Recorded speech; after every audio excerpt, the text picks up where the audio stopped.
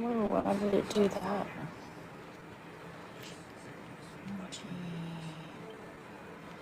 I'm very happy.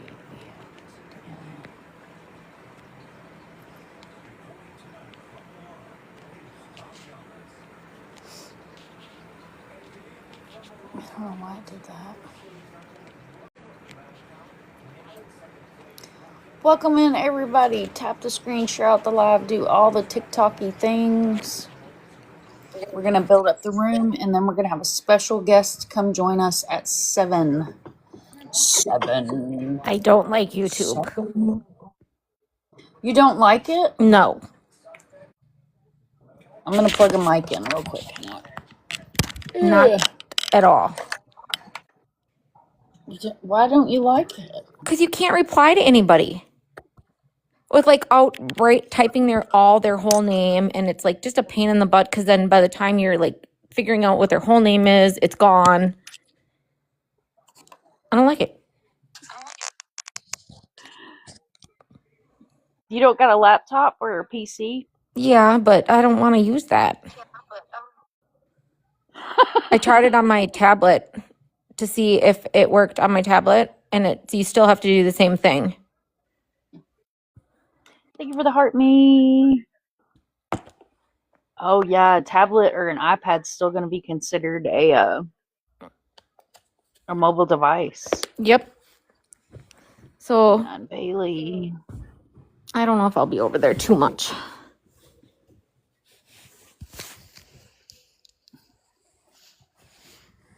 hello, Fallen Star. Welcome in, everybody. Missing in the USA, Dan is here. Welcome in, Dan. We're just getting the room all built up. Let everybody get over here and let everybody get situated, get your coffee, do all your things. Yeah, you can pull back the chat where it slows the chat down. You can go into studio. I will get with Dora like on a private stream link, and I'm gonna teach her how to do all the things over there as well. It's her first day. She did really good for it being her first day. Absolutely phenomenal for it being her first day. Welcome in, everybody. I've missed you guys so much. Love you guys long time. Who is this? Oh, Cranberry. Fun Bear. We're just getting the room built up. Our special guest will be here at 7. I will share him the link at 7. Just trying to get everybody in here, get everybody situated. For those of you guys that don't know, tonight, Mike with Peace River Search and Rescue. He is the founder of Peace River Search and Rescue. Amy! And he is the owner and the human of Splash, the cadaver otter. And I know some of his other team is going to be in here as well. So I just want you guys, that way if you guys have any questions, he is full of knowledge. He's been doing search and rescue for over 20 years, so he's going to come with a lot of knowledge. And he's open to questions, and he's super funny and just an amazing human being. And I'm really honored to have him over here on the live. Natasha, welcome in. Really honored to have him come over here on the live and spend time with the community over here. Because we did a live on YT one night, and it was really, really interesting as well. But, you know, I have such a great, amazing community over here that I wanted to be able to share what Mike does and how amazing of a team that they are with you guys over here on this side. I don't think that ring light really makes a damn difference if it's on or not, to be honest. Justly, welcome in. Thank you guys all for being here. Sorry, I'm getting all situated again. Thank you guys all for being here. Make sure you're tapping the screen, share out the live, do all the TikTok things. Thank you for the heart me. Thank you for the hot me. Thank you, Kaz. I hope you're doing well. Welcome in. Thank you for being here. Thank you for being here. Thank you for the repost. You guys are amazing. This is going to be a fun live tonight. We're going to learn all kinds of cool stuff about search and recovery and how you guys are able to help if you want to help.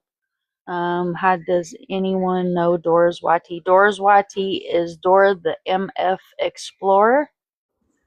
on the YT. If you go to her LINK tree in her bio, you'll be able to find that link. She is covering Nancy over there. You're welcome, Lily. She's doing amazing over there. So I've still got the chat pulled up just so I can help her watch the chat. But I'm going to spend some time with you guys over here and Mike and do our awesome thing over here. Thank you for the heart, me. And then we're going to kidnap Thank you you for and the not heart, let you me. go back. So that's just another thing we're going to do. So Happy's vote is we don't go back to YT. She's not a fan. I'll get used to it. It's just I don't like it right now. I started over there. Like, I did it over there for years and years. And then all my families moved over here to this side.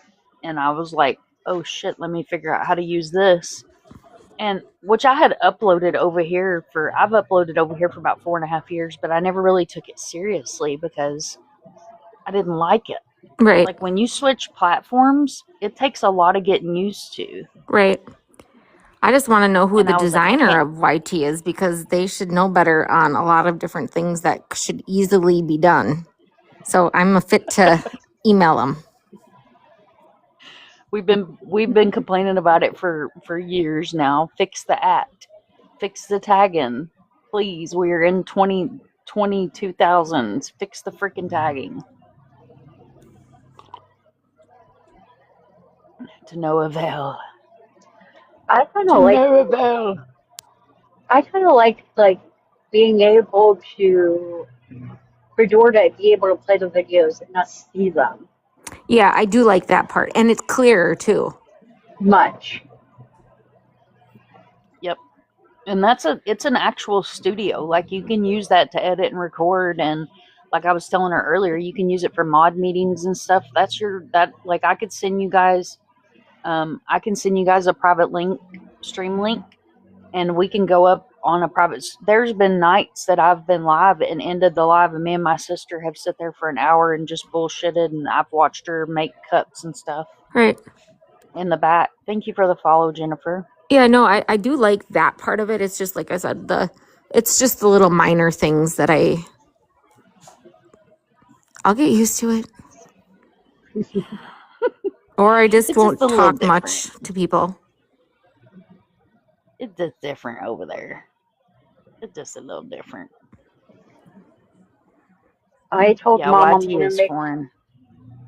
I told mom I'm gonna make her share all her YT wisdom with me. You will love it. I mean, once you get used to it, you will. You'll love it. I I like the just, idea of not having to use toddler words. yes, that is nice. And I just don't want the true crime people over there to figure out she's moved over there and then it causes, you know. It won't do them any good over there. It'll take too much damn effort for them to do anything to her over there. Yeah. Because they're not nice. Some of them. Oh my lord, what has Dan done? Holy What's he shit, doing over that there? is a big snake. He's done put a big, huge ass snake behind me. Oh, jeez. Oh, look at my face. Oh my god. Why is it always some crazy, weird face? Look at this.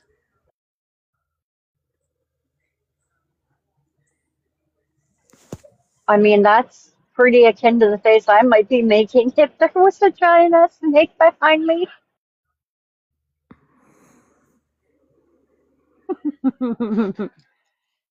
Dan. You do get the best screenshots. Like, what is this? I used to have a 7.5 foot Colombian red-tailed boa. His name was Crusher. I loved him dearly. He was amazing. He was a sweet baby. He was huge. I would wrap him around me, and he would lay his head right here, and he would watch TV. No, it's not real, honey. It's Chat GPT, I'm assuming, KK. Thank you for the follow. Thank you for the shares, Robin. What'd you say? Dora's when you were leaving. So if you watch the video back when he comes up on Nancy's porch, you know how he was putting his hand in his mouth. He to mess with his flashlight or whatever he might have been doing, he kept going hand to mouth. And then he took the doorbell off. That's why they put that white tent up today and took off the doorbell mount. I think they were trying to get DNA. That's possible. They took the doorbell mount off today and they had that tent up. Just Nick, welcome in. Ah, that's crazy. Jax Sandy, is you don't have to online, leave, guys. honey.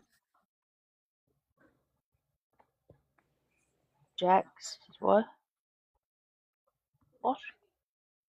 She said that I heard Chef was restricted. Jax, don't know where she is. Jax got restricted too?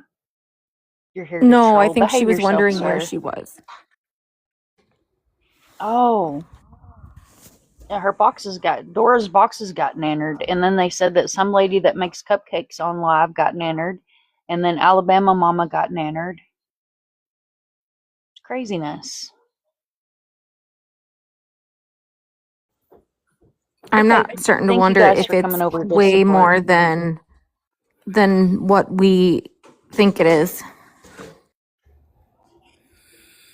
I think it's a ring. I mean, TikTok's if you really want my opinion. I find it funny though that you could be in somebody's live talking about it all day long, showing the same damn things and nothing happens. And there's only a certain handful of creators that are getting nailed. Because there's other creators that are doing and saying the same exact things. Hi, Sabrina. We're going to have a special guest here in about 15 minutes. Mike with Peace River Canine Search and Rescue is going to come in. Doesn't even look like the one he was wearing. What did you say? Craig said what? He said he thinks that it's the Phoebes. It could be. He thinks it's the Phoebes that's hitting everybody over here. Why? Because they're getting all their investigative strategy from us? We're showing them up? Yes, if Nikki, we all I fly did to see who you saw AZ, Alex we could. was. The reward is 100,000. So if we all fly to AZ, we could all split the reward. Tempt me with a good time. I haven't been in AZ in a long time. I mean, if we all split it, it might cover our vacation there. Right. We'll just all go stay with Amy. She's Just on bring a Teacup. tent. I got enough room in my yard. Just bring a tent. Oh no, there's Amy, scorpions that is a out no-go there. for me. Widowed Mama lives there too. Sleep with the snakes? No-go. No tent Yeah. for this girl. I was about to say that too. Like, nope. You got snakes there. Snakes and scorpions, but they do have the Cucamongees. I would love to spend time with a Cucamonge. Oh, yay!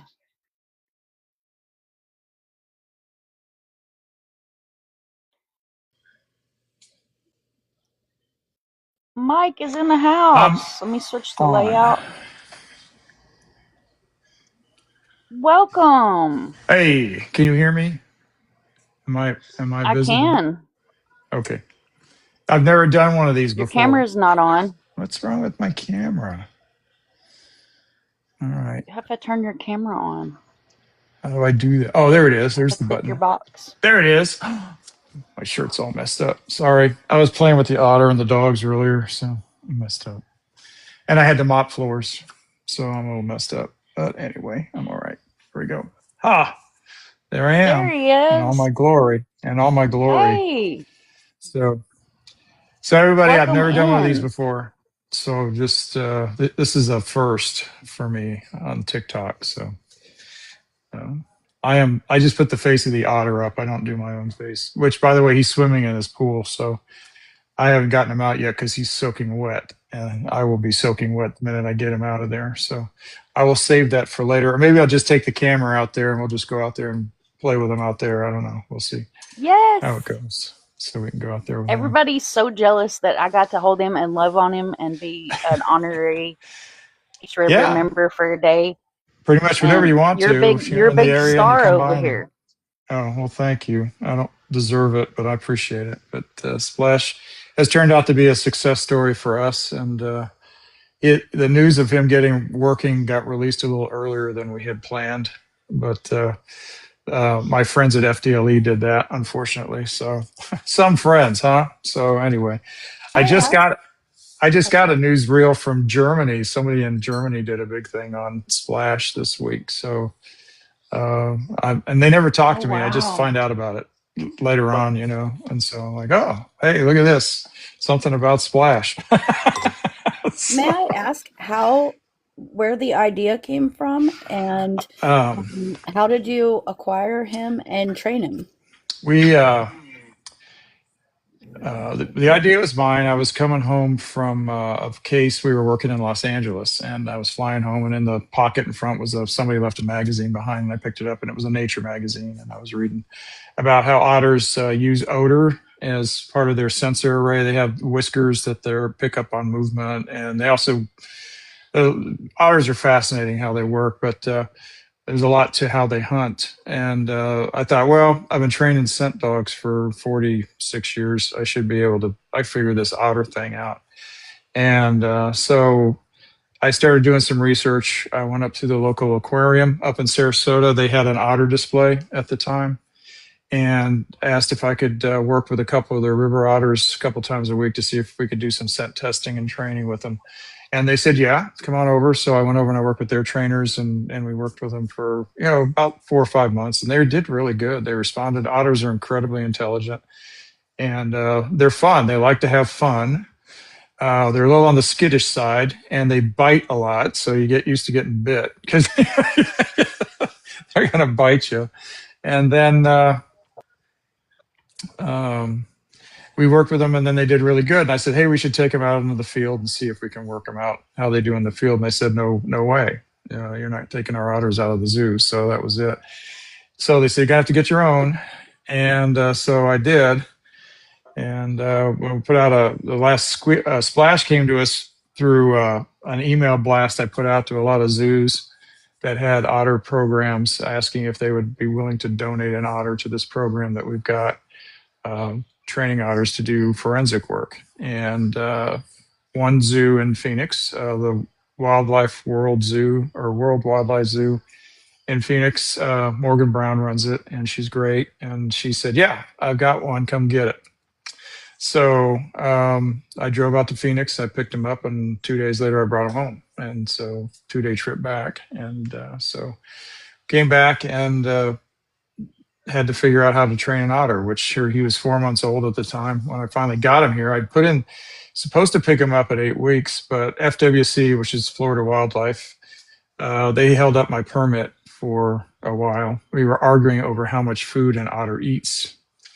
And they kept saying, I kept putting on there, they eat up to 2 pounds a day. Now I knew that because I had a river otter before I had Splash. And so I had Squeakers, and Squeakers was the first otter that we had.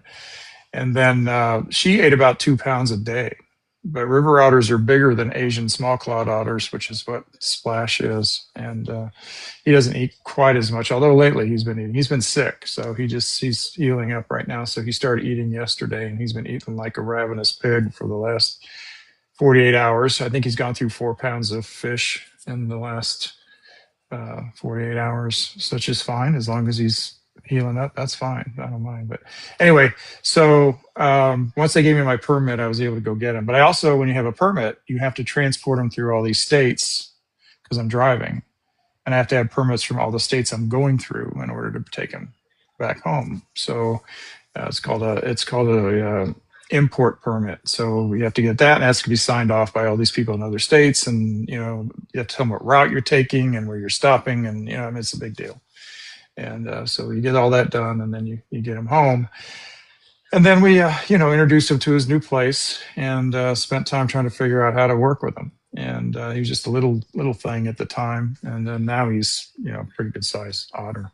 But so 2 years later, he's out working in the field, and he's getting successes, and we're very proud of him. So he's doing it. So you actually have him to where he takes a buoy out, correct? Well, he doesn't take a buoy out. We take buoys with us when we go out with him. So what he does, my original intent with him is kind of where he's ended up right now. So our original intent, I worked with several forensics organizations that work for the different universities. They're called FAST teams, Forensic Applied Science and Technology teams. And I supply canines, drones. I do the scuba diving. I do the ground penetrating radar. I do all that stuff for them. So, they can say, hey, we need you to search this area. Tell us what you find. We go out there, we do it. We find the clandestine grave and, we do the recovery, dig them up, do the whole thing, the excavation. And then in the water, I do the same thing. I go in there and I scuba dive down, and I online searches most of the time, and I'm looking for remains. And most of the time, these are 20-year-old cases. But by that time, the bodies have decomposed, the tissue's all off of them, and the bones are settled down in the muck down in the lake, and they're almost impossible to find, by scuba diving alone. Even though the cadaver dogs will still be alerting from the boat, because the odor from the bones is still surfacing, and the dogs will be barking like crazy. Hey, there's something down there, and the divers go down, we can't find it. Don't know where the hell it is. And we try really hard. Most of that's because our visibility is so bad, I can't see my hands in front of my face. We call it black water or zero visibility diving, and that's what we have. We can't see a damn thing when we're down there. So everything we do is tactile. And so what we want to do is use the otter to help with the FAST teams to get down there and find these remain pools down there where he does bones, and tell us where the bones are. And then at that point, I have a marker, and I would mark it, and then it goes up. And then we have a big grid system. We have several sizes. We got 4x4s, we have 10x10s, and it's a square PVC, and then it has lines through it, crisscrossing, like grid pattern. And then we put that down on top of it, and we go through each grid with our trawls until we start digging down until we find bones, and then we start bringing the bones up after that. So that's how we do it. Well, finding it was really hard. We missed more than we found. Our recovery rates in those cold case stuff was very bad. And so I wanted to use the otter for that purpose. So since 2020 into 2022, 2022 we started, and we were doing fine with it. Nobody knew we were out there with the otters, doing stuff. And then in 2025, FDLE called, and they wanted me to come out and work on a case, the Nicole Baldwin case. And so I said that, I'm glad to help. I always will answer if I can. And so we went out there. Well, their agents were videotaping the whole thing, and then they thought it was really cool to put it up on the website on Facebook. And then boom, it just went nuts after that. And I had absolutely no idea that people were that interested in otters. So apparently an otter is half the population's spirit animal, from what I can find out. So I told you guys are famous. You guys are famous over here. Absolutely. And I'm not a social media monster. Night. If you look at my poor page, I don't put videos up very much, because be honest with you, I'm not crass about it. I just don't have time. And I'm in the field all the time working, and I don't have time to sit there and make videos and then go home at night and try to figure out how to edit it all together and turn it into something. I would love to have a teenager at home and say, hey, do this for me. Will you do this? That would be fun. But I don't. So I just don't have time to do it. I made a promise to myself this year in 26, because of all the response, and everybody's been so wonderful and accepting of Splash into this community, that I said I gotta start putting some videos up of him working, and more videos of him doing stuff, so that he can have that thing. Now, I saw somebody said they want a raccoon. I will tell you, I used to rescue and help raise baby raccoons when I was a younger man, and they're a lot of fun. They are bitey. I tell you, get welder's gloves so that you can handle them, so you don't get your hands all chewed up. But they eventually will learn to not bite you, but it takes a little while. Same thing with otters. Otters bite constantly when they're young. It's a communication for them. They bite at each other, they nip at each other because they have very thick fur. And they have the thickest fur of any mammal. They have 1 million hairs per square inch, and it's 3 layers thick. They have short, medium, and long. And they don't hurt each other when they nip at each other. It's just like a pinch. But when they hit, a 66-year-old man who's on blood thinners, it hurts and it bleeds, So it's, I have to take time to heal up after that. So, anyway, so that's how we ended up with Splash here working. And he's doing a great job. He's at a point now where he's very nice to everybody. He's very social. People can hold him if they want to. He'll let you hold him and pet on him. And he's got, I think, the softest fur of any animal I've ever seen. So I'm sure you can attest to that because he's got that soft fur and he just lets people kiss on him and love on him. And so he's turned into quite the little Elvis around the house. But he's something.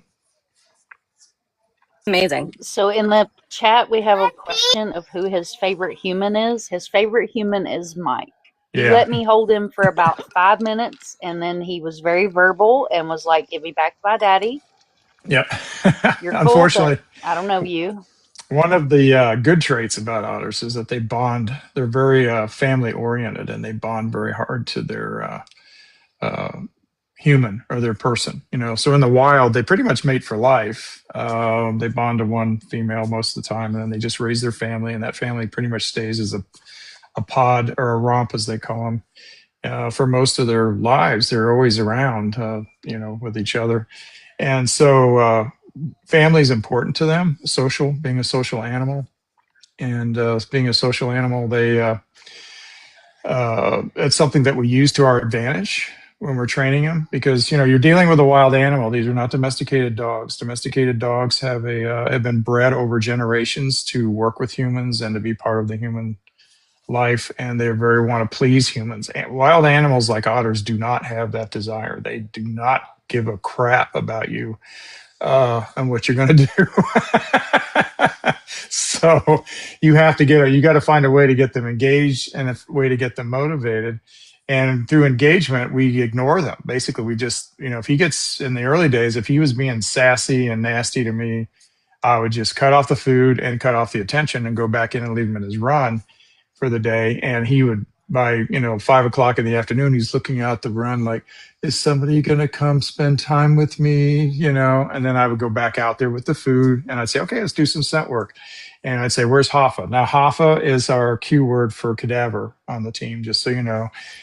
We use it after Jimmy Hoffa, and the patron saint of missing people, I guess. But anyway, in my early years in the 80s, when I started in this work, there were 2 cases that we worked all the time, and it was Jimmy Hoffa and DB Cooper. Those were the 2 cases that we worked always.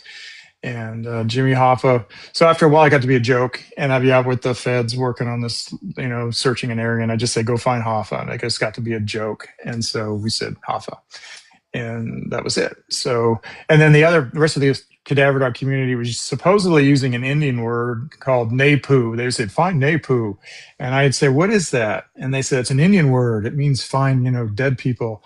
And I was like, "Oh.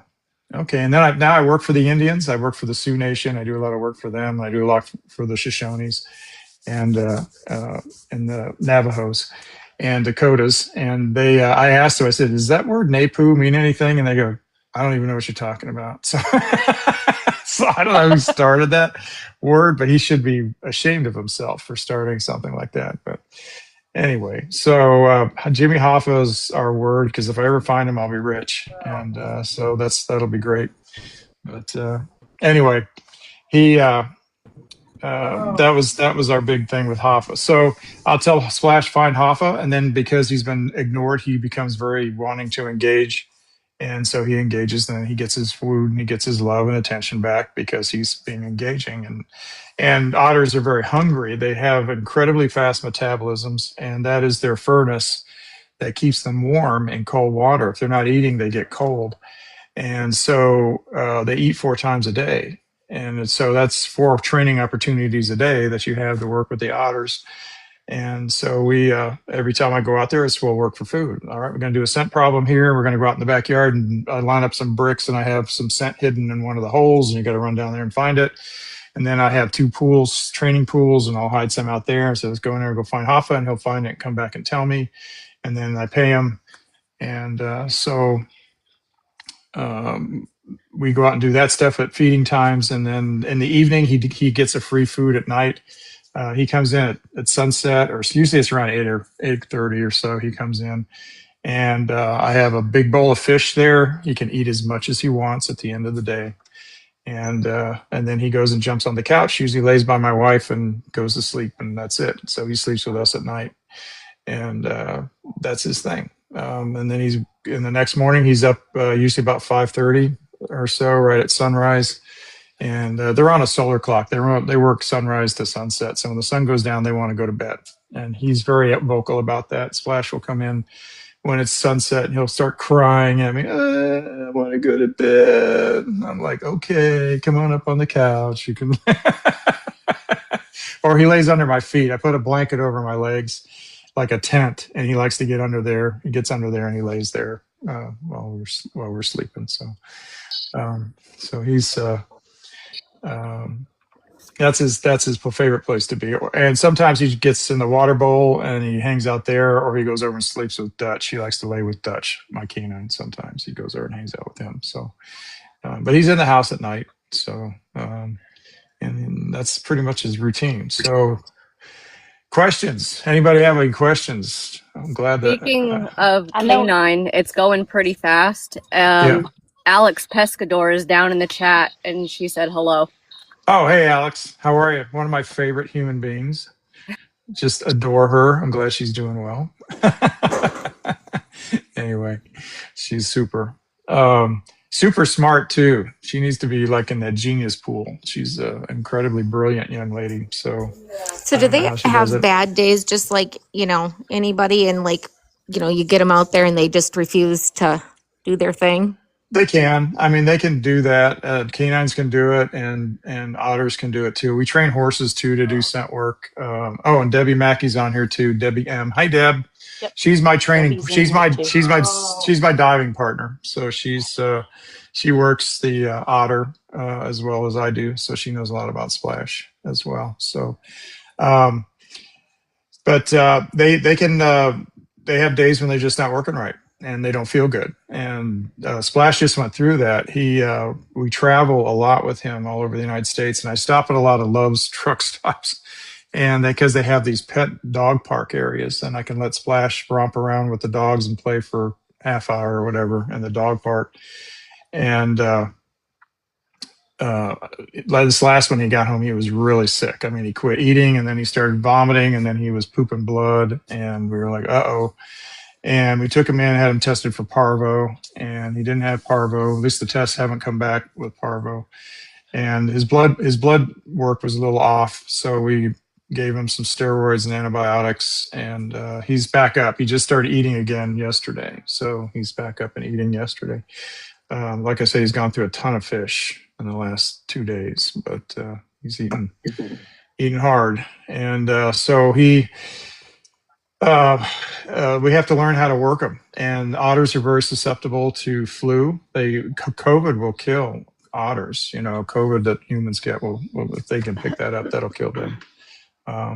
So we have to be very careful.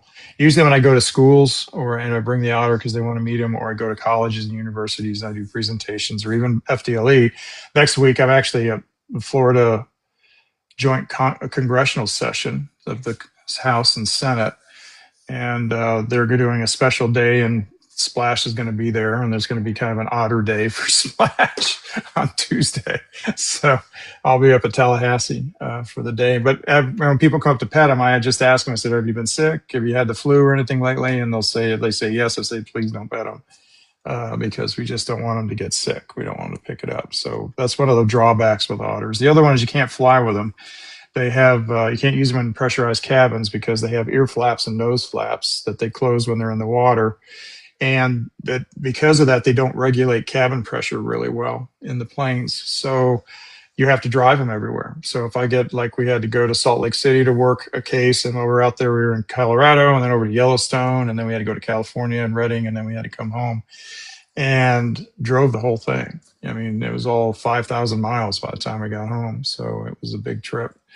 But Splash did it. He did it and did it very well. But you can't put them in airplanes. You have to fully sedate them. You have to buy the seat next to you. You're going to put him on a towel or a blanket next to you. He's going to be completely knocked out. And then you're going to have a thermometer, a rectal thermometer, to use on the back end to monitor his temperature, because what happens when they're unsedated is that they'll spike anywhere from 2 to 4 degrees in temperature. And if they start spiking, you have to have ice packs ready to start laying on them to make sure you can keep their temperature regulated down to 102 or so. And they keep them under, or so they'll die. They'll get, their brains will shut down and they'll die. So you have to constantly monitor them. So it doesn't make much sense to try to fly with them. It's just too traumatic for the animal.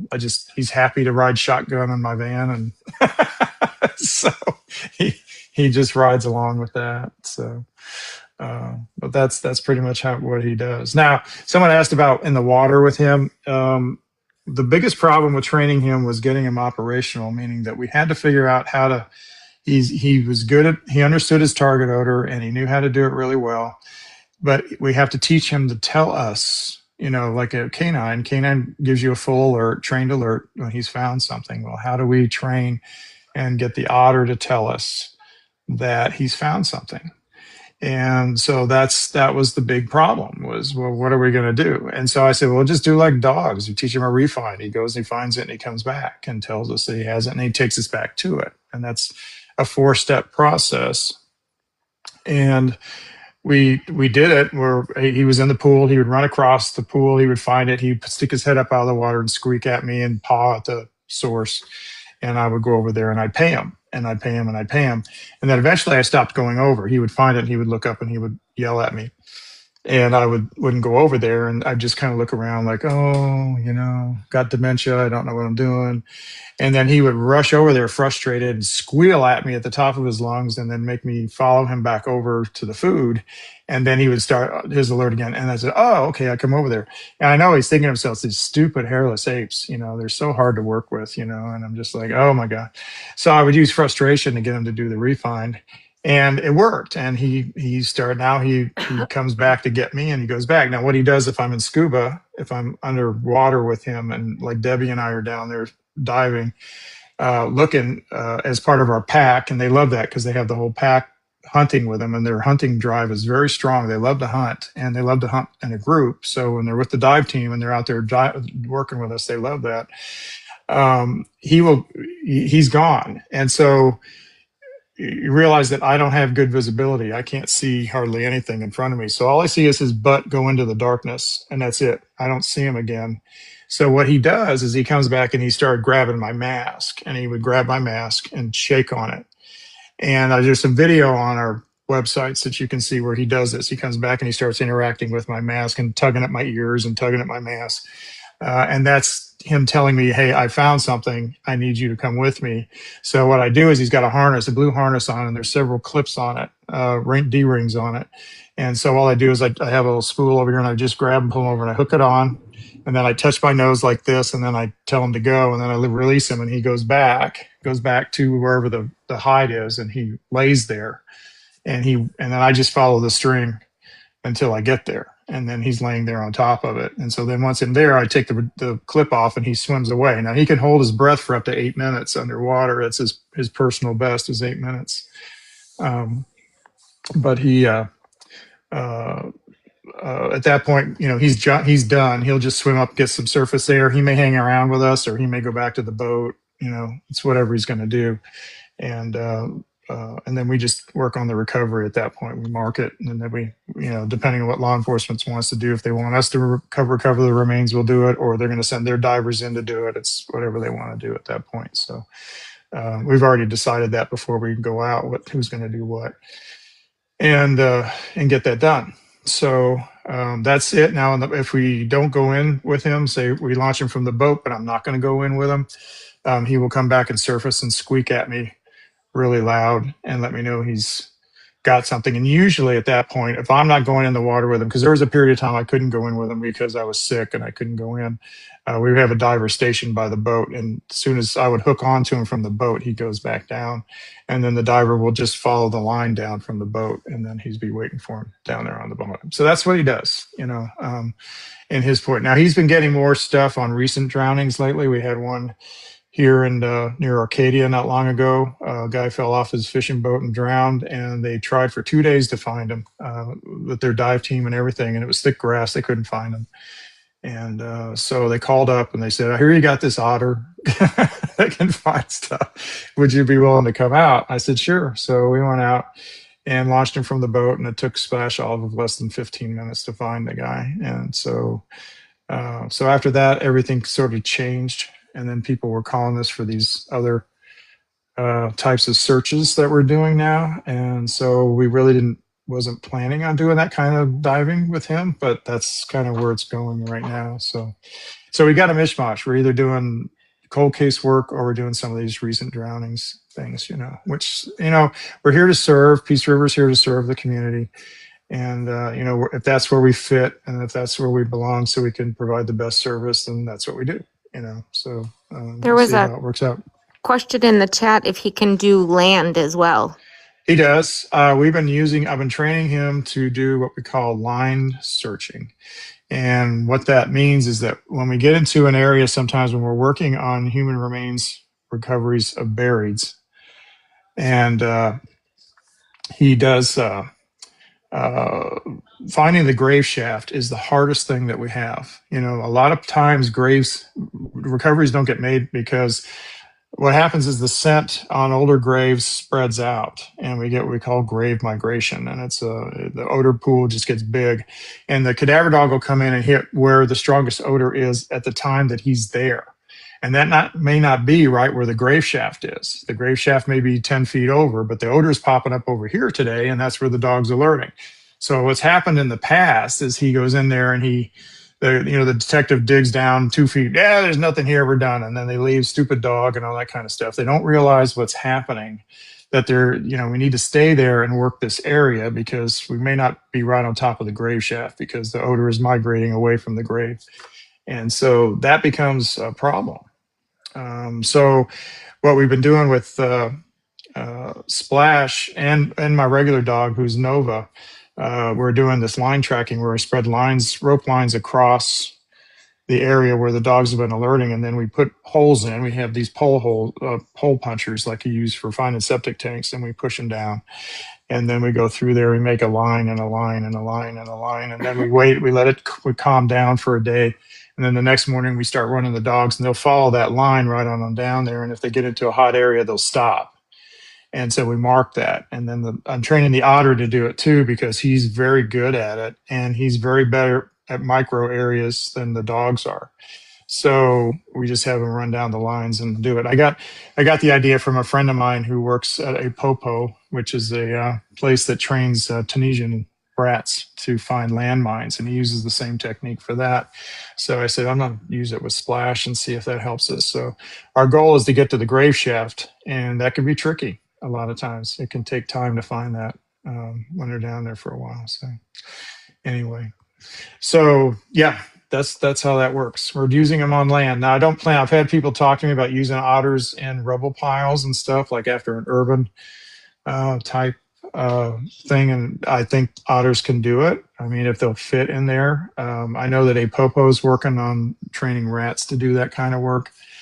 And I'm friends with them, and we may just end up working together. We're also training, there's a group out of Oklahoma that's working with the Marine Corps who does, they're in charge of mass casualty events too, and training buzzards to work and find human remains and report back that they found specific human remains. So, oh wow! So buzzard, we're training them. We'll be out in August working with them.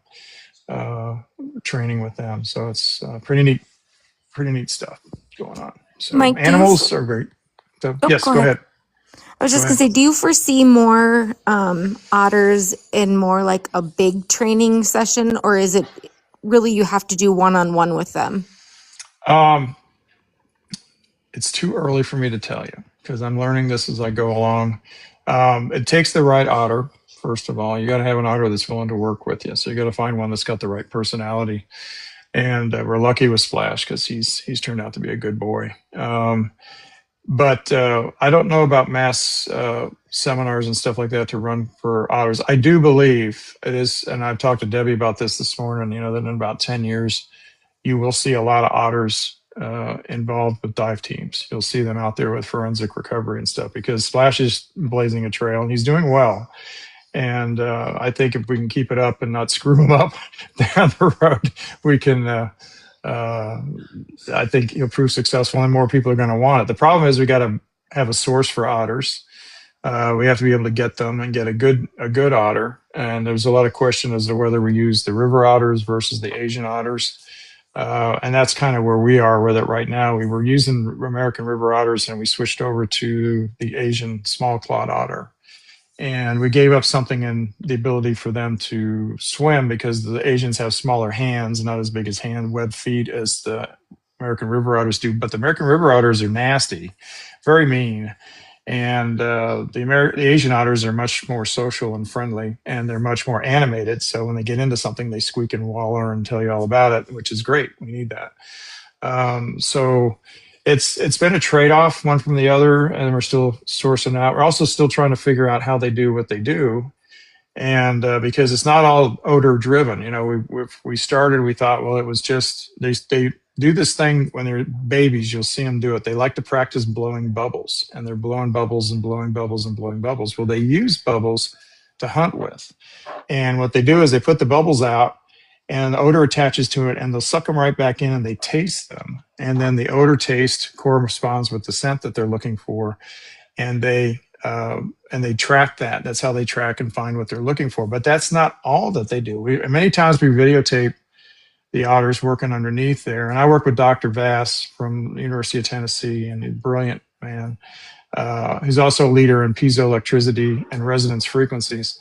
And we would see Splash when he would find stuff. And you'll see some of these videos on the Rumble page or on the Instagram page where he goes up and he finds it, and you'll see his head turn and he goes to it, but there's no bubbles. And we would sit there and go, how the hell is he finding it if he's not using bubbles? Because we thought bubbles was everything. And then we found out that these whiskers, we took some whiskers and we tested them, and we found out that these whiskers have a lot of ferrule metals in them.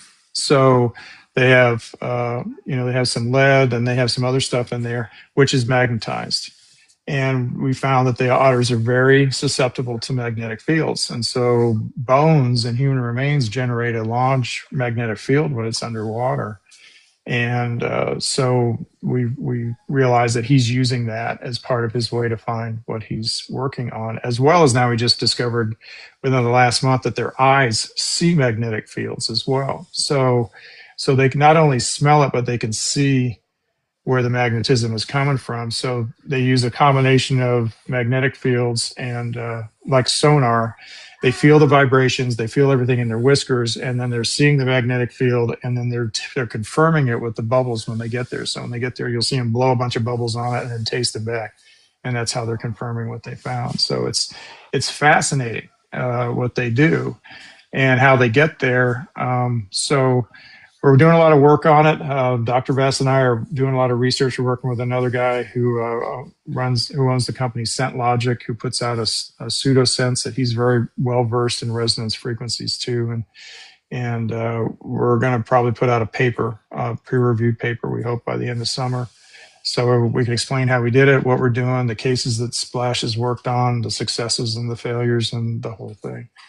And see if we can explain what it is, and then we'll see where it goes. You know, if we want to do more, we will. We'll just see how it goes. I've had a lot of people show interest. I've had other people who have started otters, some in Great Britain and then some here in the States, and have given up on it because they just couldn't quite figure out how to make it work. And I told them when they started it, I said, I wish you luck, because they didn't have a lot of animal training experience. And I said, you got to be good at reading these guys if you're going to work with them. And I have a lot of experience. So I was able to use that to my advantage. But some guys haven't been so lucky. So we'll see, see how it goes. We're still learning it. unfortunately, it's we're blazing a trail. So I don't have anybody I can call and say, hey, and if I AI otter training for search and rescue, guess what comes up? Mike Hadsel at Peace River Search and Rescue, I'm like, well, I guess I'm the guy, so I better figure it out, so I don't know. Sam, I see your text, though. Trainer Oh. in the country? I don't know. There's a lot of people. The zoos have otter trainers, we're called mammal trainers, and I belong to the mammal water mammal animal trainer society. So I'm a big, I hook in with a lot of other mammal trainers, animal trainers. But they do, as far as doing scent work with an otter, I'm the only guy that's been experimenting with that because nobody thought it was possible. No one tried it, And when you realize they do it all the time, same thing like when we did horses, we started scent training horses. And a lot of people thought that was silly, and I said, why is that? They do it all the time. They know the smell. They know when a cougar's coming after them. They know when there's a bear around them. They know because they can smell them, and they know that the odor comes to them and they know it. So why not use that to our advantage? Why can't we communicate and work with this animal to try to get them to shape it and work it for us, to our advantage? And so, I'm not afraid to step out of the box and try it. I'm not guaranteeing success, but if we don't try, we don't know. And so let's give it a shot, see what happens. And so the same thing with the otter. We gave it a shot. We didn't know if it would work or not. And then all of a sudden, lo and behold, he's doing it. And wow, okay, well, let's keep going. So we're still going. So there's a couple questions out of the chat. One is, how long have you been doing this? 46 years. And then the other question is Splash potty trained? Yes, yes.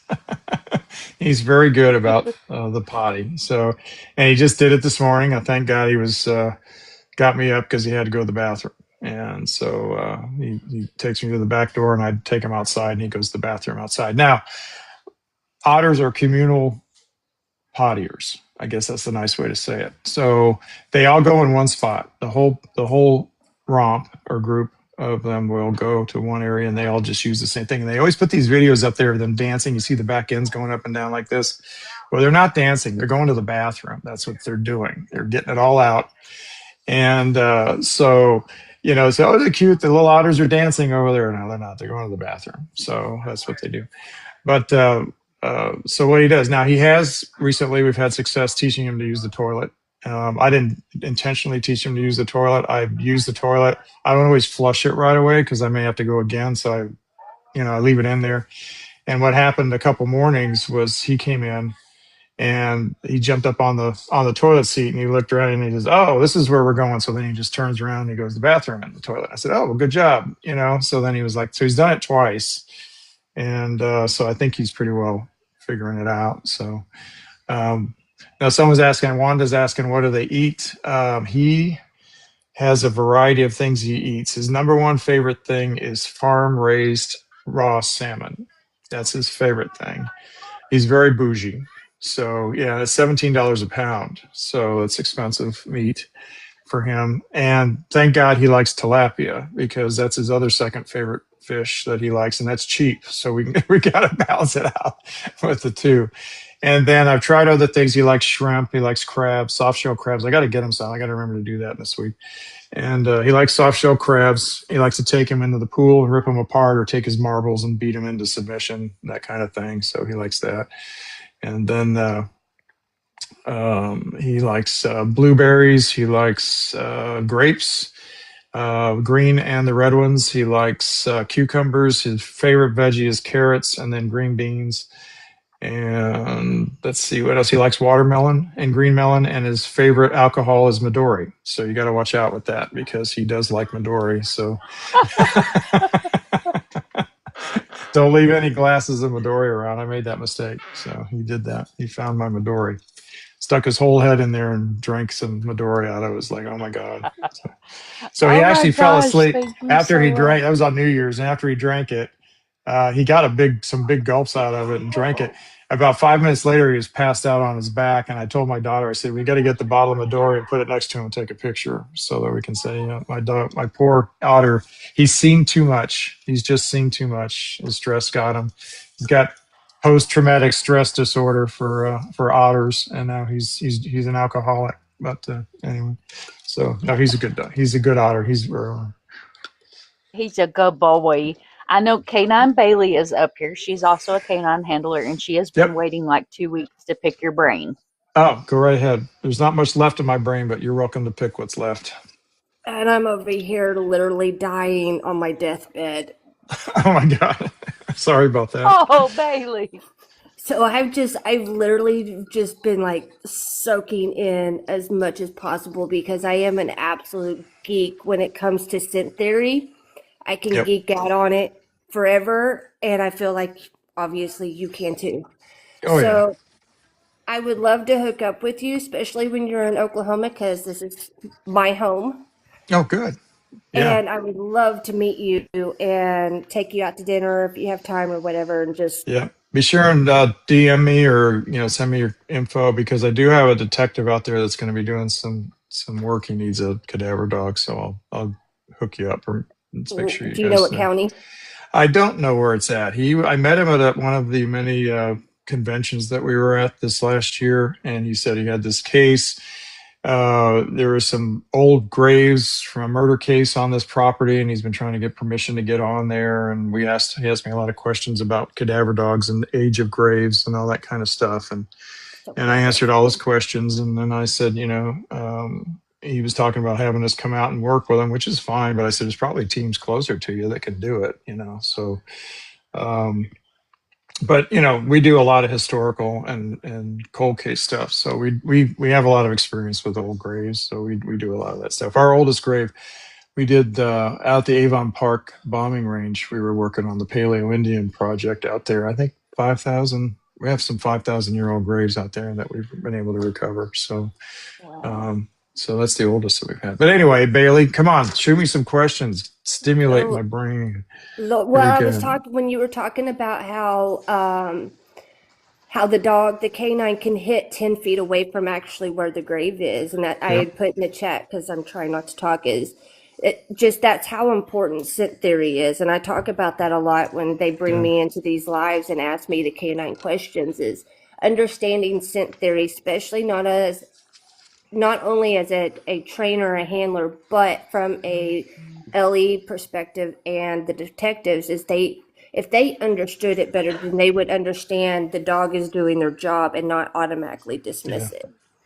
Yeah, that's one of the biggest problems I have, and I gripe about this a lot, is that we've really gotten good in the last 10 years at training the dog and getting the dogs to work more independently from the handlers. We got rid of a lot of the handler cueing problems that came in from the old days, Andy Redmond and all that stuff, where they were, everybody was ending up cueing their dogs inadvertently, and it was really bad. And then we got into Randy Hare, and we got into some of the other guys who actually got us away from that and got us into more of the positive motivation and working and drive and the dogs and getting away from the handler cueing, teaching the dog to work independently from the handler. But the one problem that we have is we don't educate the handlers. Okay, so they've got this really great dog that can chase odor, and I'll give you a perfect example. Is Dr. Vass was working a case with an FBI agent, and who had a dog, and the dog was alerting on a tree that they had there, and she said, and Dr. Vass says, "Hey, the dog's alerting on this tree. Maybe we should be checking the ground around here." And she says, "Oh no, my dog is just chasing a raccoon or something." Well, there's no raccoons around, but she's saying the dog's just crittering. And they ended up not finding anything. Well, it bothered Doc. And then he called me up and he says, "I want to go back. I want you to come up here and I want to go back out there and I want to check this area out." And I said, "Yeah, sure, let's go." So Dog did the same thing, alerting on the trees and around. I said, "Okay." So we started circle searching from there, going around, expanding circles. And all of a sudden the dog started hitting this one area. So I'm putting the probes in and we're working it all out. And sure enough, about 20 yards from the tree, we found the grave. And there it was. And that's all a handler error because the handler didn't have the experience. He didn't know enough about scent theory to be able to say, "Hey, we may have a problem here. We may need to go work this thing. So I have a saying that I often tell people in the business when I used to do seminars and stuff. I used to say, you tell me your scent theory and I'll tell you how far you're going to get in the dog business.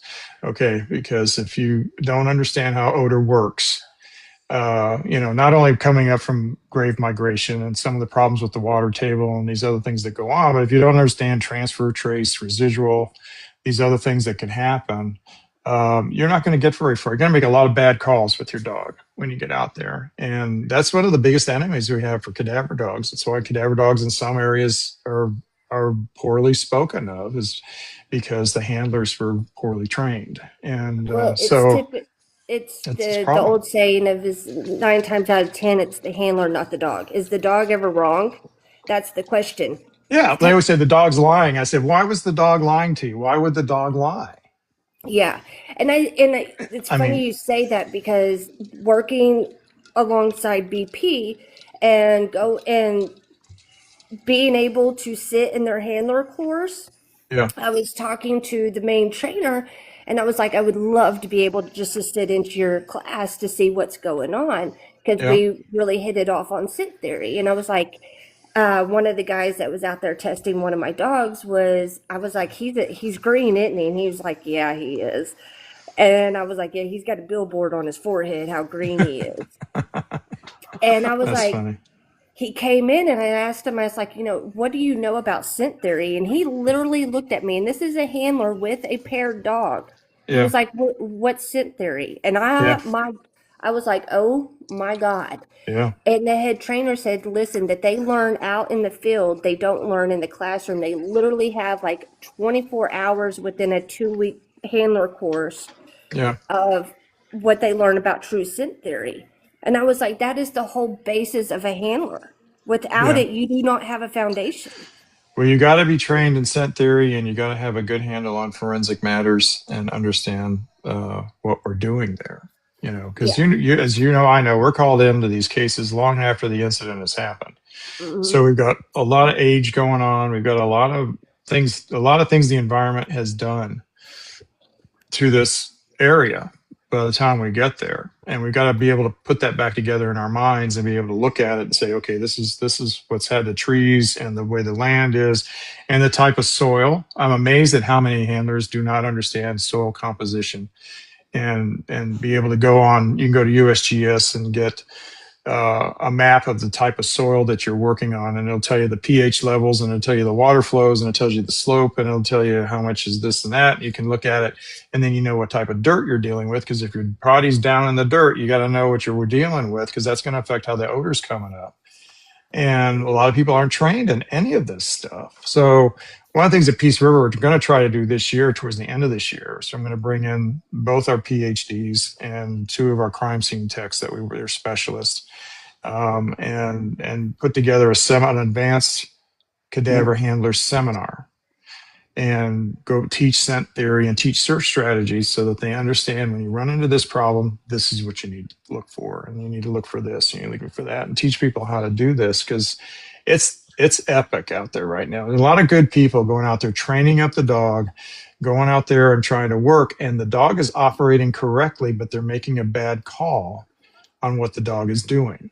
Hmm. And so they're missing. A lot of people are not getting recovered because they're missing, and it's a shame. It really isn't, because I don't believe that dogs lie. I don't think the dogs get up in the morning and go, gee whiz, I just can't wait to go out there and screw with my handler today. I Exactly. mean, that's not happening. They want to go out and please their handlers. They want to go out and, hey, Dad, let's go have some fun, and let's rock and roll this thing, and let's go do it. And they're telling you the truth, but the handler is too dumb to figure out what the hell's going on. And so it's a big problem. I It mean, it is a really huge is. problem. It's, I would say I don't want to say half and half, but not understanding scent theory and then on top of it, not being able to read your canine Yeah, correctly. yeah, And that's a big deal. during testing is, we've got to sit there and say, okay, how does your dog alert? One, what does it do? Tell me the body language that this dog's going to do before it starts alerting X, Y, and Z. That Right, way, at least I know as a certifier, you can read your dog. right. Can you guys So explain just like I know scent theory can probably be a long explanation, but Oh. is there like a quick, like overall explanation? Well, it's set theory talks about how behavior reacts in different environments. All right, so you have a water environment or a desert environment or a tropical environment. You have a lot of wind, no wind. You got a lot of humidity or no humidity. All that affects how the odor presents itself into the environment. And as a handler, we have to be able to look ahead of that and say, okay, I have these little, I don't have one with me. I have these little things that I make, little probes that I hang out in the environment that I'm going to be searching, like the day before I get there and I put these out. And it's sending me weather reports of the whole day. I got temperature, barometric pressure, I've got humidity. I get all this information going right to my phone, and I'm looking at it, I'm monitoring it the whole day. And it's telling me how that whole environment is breathing that whole day while it's out there. So I'm get a pretty good idea of what the odor is going to be like when I go out there, what to expect from the odor profile. And so that's what I'm looking for. Now, the problem with difficult situations in the odor environment is people make up excuses as to why the dog's not finding anything or having a problem. One of the things that I battle, that I will come after them like like a Texan on a pork chop when they say this thing, because it irritates me so much. But it's like, they'll say, "Oh, well, we got a methane problem out there." Really? You got a methane problem out there? Go to Google and Google methane for me. Would you do that for me, please? And they'll look it up, and it says methane is a colorless and odorless gas. Okay. Now, on the volatile organic compounds that come off of a human body, there are about 500 that we know of. Not all of them have been documented, because there's some ways that we can't document it because there's no way to test for it. But we know they're there, but we don't know how we're going to test for them. And methane is one of them. Just because it's a volatile organic compound doesn't mean it produces an odor. Okay. So when they tell me that there's methane, and I look at them, I said, now you're telling me that your dog, out of the 500 VOCs that come off a human body while it's off a dead human body, your dog picked the one that is colorless and odorless to alert on. That's the methane problem that you're trying to tell me about, right? And they look at you like, whoa, oh, and I'm like, oh my God, and these are the people out there making calls, and you're like, what are you doing? And then they wonder why we get called so much, because we're out there, because we don't make these problems. We understand what's going on. We're lucky. We have 2 PhDs on our team that are experts in decomposition, and they've read Bonnie Farms and all that stuff. So we're privy to a lot of extra information a lot of people don't get. And so we try to spread it around and help people where they want to listen to us and do it. But that's scent theory. So it's how odor reacts and how it's going to present in the environment and how the dog is going to find it. And so we know for the most part that as far as the chemical odor portion of how a dog smells, because the dog is like the otter. He uses his chemical side. Their noses are also like heat. They do thermography with their nose. We know that they do that. And they are susceptible to magnetic fields. Now, one of the reasons we don't allow our dogs to wear the booties anymore, at least rubber booties, when they're working in difficult environments, is because it cuts off the grounding of the dog's foot to the ground. So the electrical circuit that the dog uses to keep his nose working is no longer working. So, and it'll reduce his ability to smell almost 60%. When they're wearing the little protective booties. So we don't let that happen. If we do, we have leather ones, and we punch holes in the bottom so that the current can still get an electrical current through they can still be grounded and get an electrical current through their bodies. That keeps the nose working. But it's a problem. A lot of people are unaware of that, but it's a very serious problem when they go out there and they play in the boots. So that's a lot of that. I hope I didn't get too technical. I get off on these rants. So I have another thing. So on the scent, it's still on scent theory, because like I said, I can geek out about this all day. So my original Bible to scent theory was from my mentor, and of course I've obviously expanded since then. And I was going to ask you if you have a recommendation that I possibly haven't read already, but my original Bible is Scent and the Scenting Dog. Yeah, he's a great guy. I loved him. He was a very good friend. It is probably, and I tell all of my new handlers, I'm like, listen, that is the driest read you will ever read in your Yeah. life. It is so scientific and it is so hard to get through. But if you can get through it and actually absorb it, it'll make you a 10 times better handler than the next that you're standing next to. Yeah, it's a good book. He did a really good job on that book, and and he was a buddy of mine. I knew him in California when I lived out there, and he did a really good job. It's dated a bit. Some of that information's updated. I Mm-hmm. tell people if you want, there's peer-reviewed papers that you should probably get your hands on, and Odor Mortis is one of the ones I recommend by I've read Dr. that one. Vass. Yeah, and you should keep that with you, and because that lists all the volatile organic compounds that have been able to be documented, and so that's very helpful when you really learn it and you understand the changes. So, what happens for those of you who are listening on odor? As the body decomposes, it goes through different stages of decomposition, and as it goes through that, the odor profile changes a little bit as it goes through. And it used to be thought that you had to expose the dog to all five stages, at least they call 5 stages in the United States of decomposition. In Europe, they have 7 stages of decomposition, but in the United States, they have 5.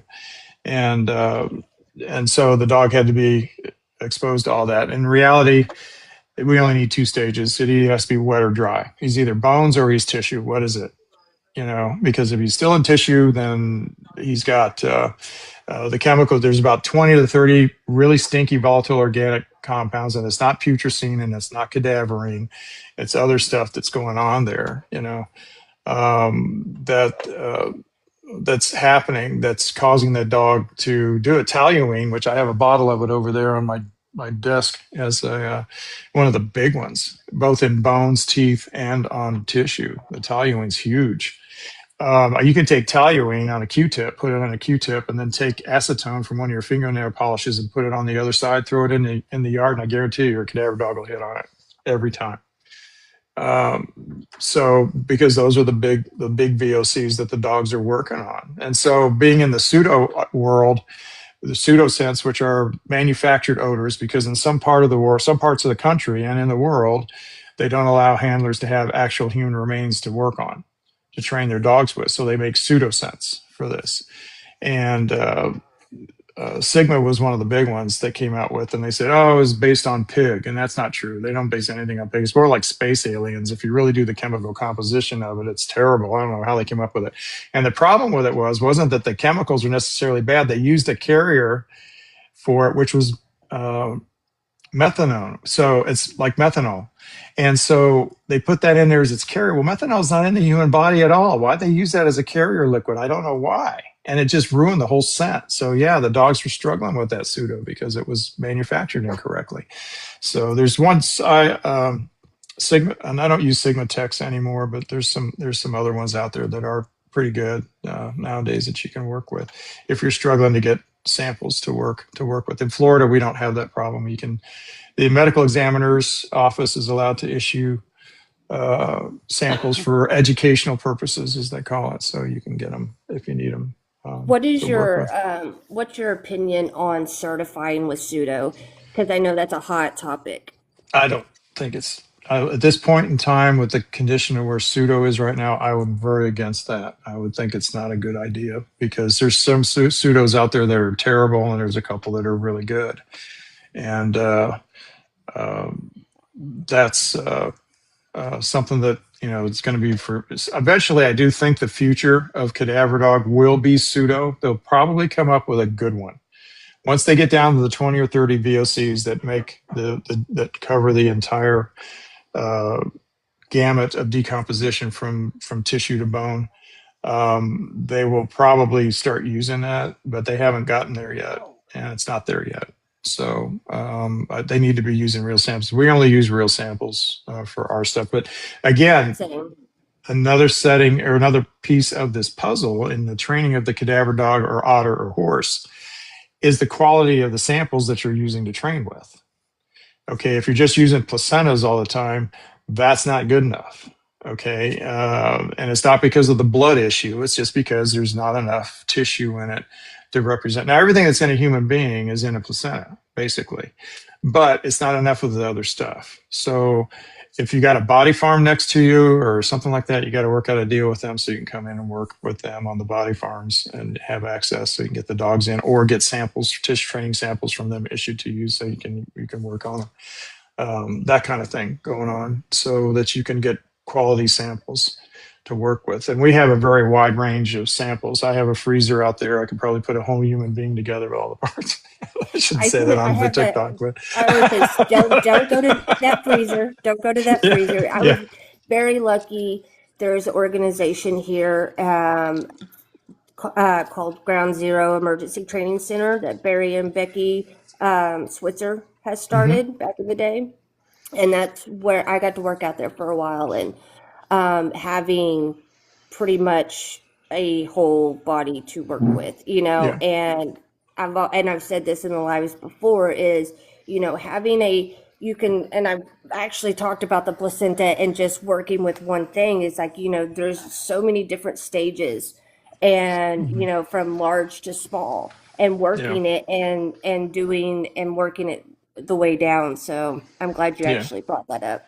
Yeah, well, it's a big thing. I always say we got a good placenta dog, but like I said, there's a wet period and a dry period for the body as it's decomposing down there, and or even on the surface. And surface hides are even worse to deal with than the buried ones, but because they get scattered and it's hard to find everything after that because the critters come by and grab pieces of it, and buzzards pick up the whole spine and fly off, and all the parts are falling off as they're flying away. And you're trying to find all the bones and everything.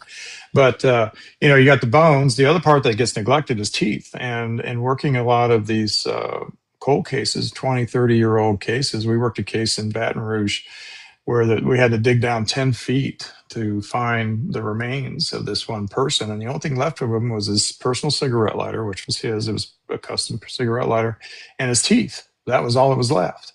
And teeth is a very important part of the end stage of decomposition. And a lot of people don't train their dogs on cadaver teeth, and they should, because that's usually what's left.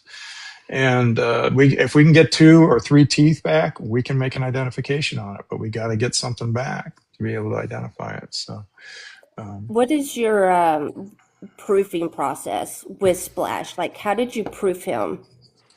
Well, he either finds or he doesn't, I guess, is the way to proof it. So if he alerts, so far he has not alerted and nothing's been found. So I guess that's a good thing after him. And the 6 alerts that he's had all had something to find. So at this point, he's batting 1,000. But we haven't had any misfires with him, misalerts. And I do not believe in cadaver dog, a proper trained cadaver animal, whether it's horse, otter, or a dog, that alerts and nothing is found. I do not call that a false alert. I don't believe in that. I call them unproductive hides. We don't know what we don't know. And if that body has completely decomposed and there's nothing there, what we call bone dust or bone dust is left, which the bone dust can stay in the soil for 1,000 years and still produce odor. You won't find any actual bones, but the dust is still down there.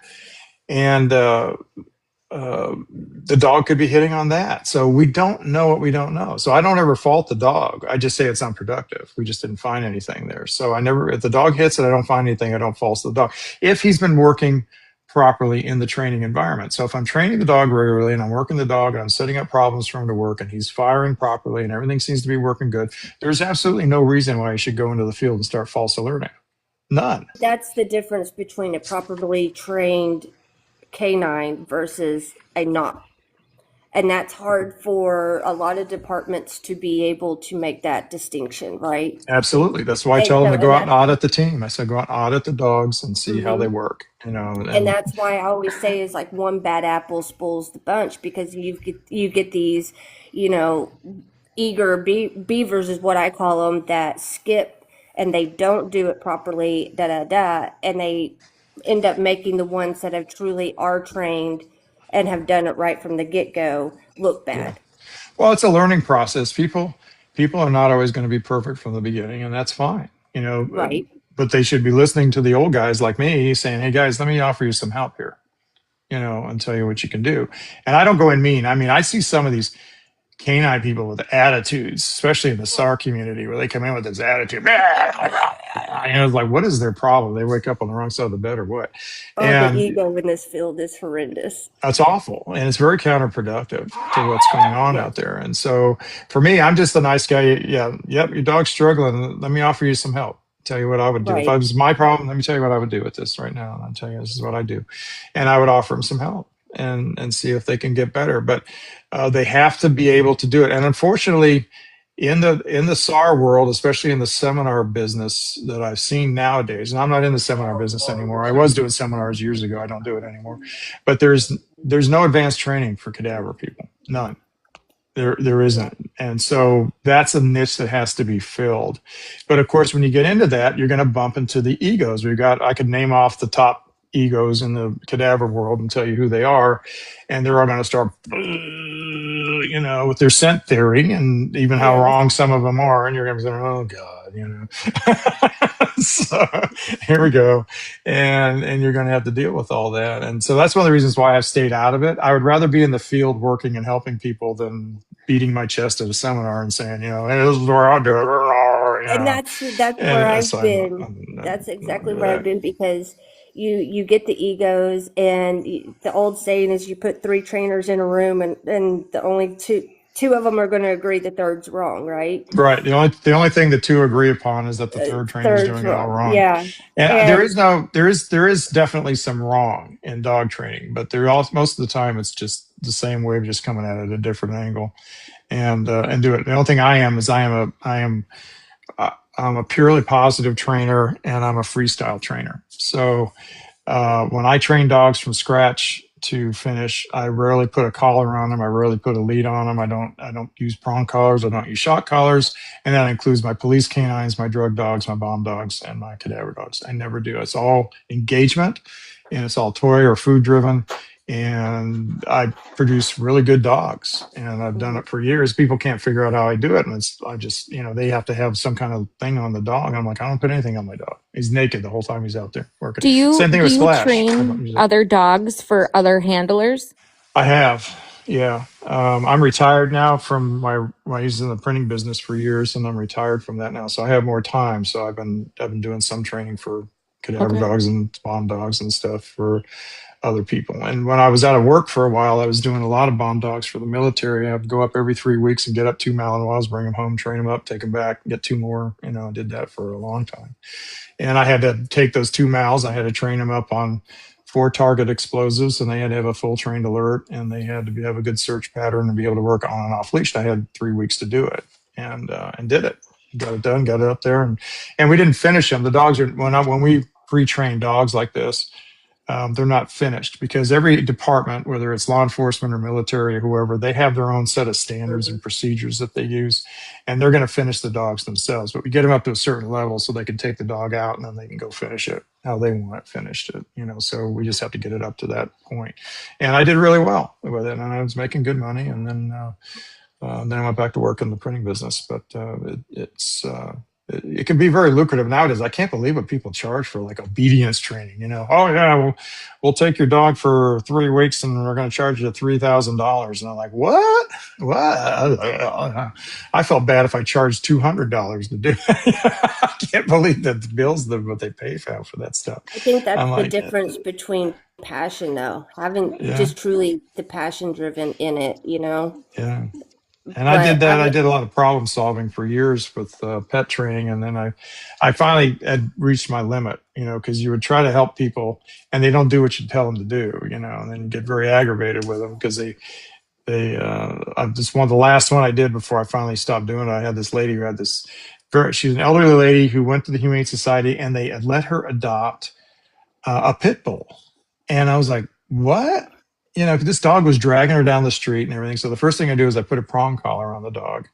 And I said, and then he wouldn't pull anymore, because when you pull into a prong, it's discomforting and they don't pull anymore. So I said, let's solve that problem right now. So we'll just put that on her. And then we started doing some other work with her to get her going. Had her going really good. Well, then she went to the pet store, and the guy at the pet store who runs the pet store says she shouldn't use a prong collar on the dog. So she went back and got a Martindale. And of course, the pit bull can't feel that because he's got so much muscle on his neck, he can't feel it. And he just yanking her down the street again. And then she was complaining to me about it. I said, well, I told you what to, I had the problem fixed. And then she was like, ah, well, the pet store guy said, you know what? Let him train your dog. I'm going home, you know? And I just laughed. I said, that's enough. I've had it. And I just got tired of that. Maybe I should have charged her $3,000. It would have worked out better. I don't know. But usually now, like I've had people want me to train up an otter or something. And I'm like, you know, what do you even charge for doing something like that? I wouldn't even know what to charge people for something like that. I'd have to come up with some kind of number, I guess. But I just don't think in those terms, you know. So I just don't. For me, you know, this work is all about helping people and helping families, and I do this out of service. I don't do this, you know, to try to be rich at it. That's not my goal here. So. You know, when I bring a case in and we bring a case in and we bring it to closure, that's the greatest thing in the world for me. So that's where I get my pay out of that stuff. Have my big coughing fit again. I want to say thank you so much, and thank you, Mom, and everybody else that attacked me, because I told you guys if I missed this live, I was not going to be happy. Well, what I will do, someone asked about. I was not going to tag you and have Nikki come tag you. And I didn't put it in the big advocacy group chat and was like, K9 Bailey wants to be here. My head's not going on a chopping block because I forgot to tag her. Well, sir, it goes back to, you said, ego being a huge thing in this field and always checking it at the gate. And a big thing of mine is if you think you know everything, you're done in this field. And I absolutely love. It's really loud. Love to learn and to just sit here and listen to you and learn so much more. It's been I'm telling you, I've been sick for 5 days and you've made my night. Well, appreciate that. I'm glad I can help. Someone asked about meeting Splash. So what I'm going to try to do, I don't think he's swimming anymore, so I'm going to try to get him in the house and see if I can bring him over here so everybody can meet him. So I'm going to put this on pause. Can I do that? And so you don't have to stare at my empty room, or should I just let you stare at the empty room while I go get you can just wait. We don't mind empty rooms. Okay. All right. Well, let me go get him, and then I'll be right back. So you guys chat amongst yourselves. I'll be back. All right. I'm going to switch it out so we can put him on the big screen. Thank you guys, every one of y'all, for sending me this live. Yeah, no, I sent it to you right when Mom was telling someone else to do it, because I remembered her telling me, don't let me forget. Yeah, Dan even texted me. Hi, you have people that want to meet you. So let's go say hi to everybody, shall we? Okay. All right, get your cuteness overload ready, y'all. Here we come. You get to meet the world's one and only cadaver otter. Here he is. Hi, Papas. There's Mr. Splash. Here he is. Say hi. Hi, buddy. I'm hungry. I'm in love. Oh my goodness. He's so cute. Hello, little boy. How you doing? You having fun? Hi, Bubba. Yeah. It's a good boy. Yeah, will he be with you in Oklahoma when you come? If he's needed, yeah, we'll bring him. So well, he's needed for emotional support. Emotional support otter. Bailey says he's needed regardless. He's an ESO, emotional support otter. Did you hear that? You're an emotional support otter. Yes, you are. Yeah. You have a lot of babysitters in the comments too. Well, I need otter sitters. So I have several people. I'm blessed to have several people around who come over when I have to travel and I can't take them with me, and they will come to the house and spend time with them and train them and play with them and feed them and clean up after him. And then he has, what are you talking? Hi, Bubba. Are you saying hi? What you doing? Whoopie whoopie. The sitter in Arizona. In mind. Oh, Jess, you're a good boy. Oh my gosh, I need one. You're a good boy. I don't care what they say about you. You're okay. Yes, you're a good boy. Y'all can see Bailey's head going sideways right now listening to him. He's like, what is going on? I'm like, yes, I'm cheating on you. Go away. Say hi. Oh, no, good boy. Do you want some fish? You want me to go get you some fish? Do you want something to eat? Yeah.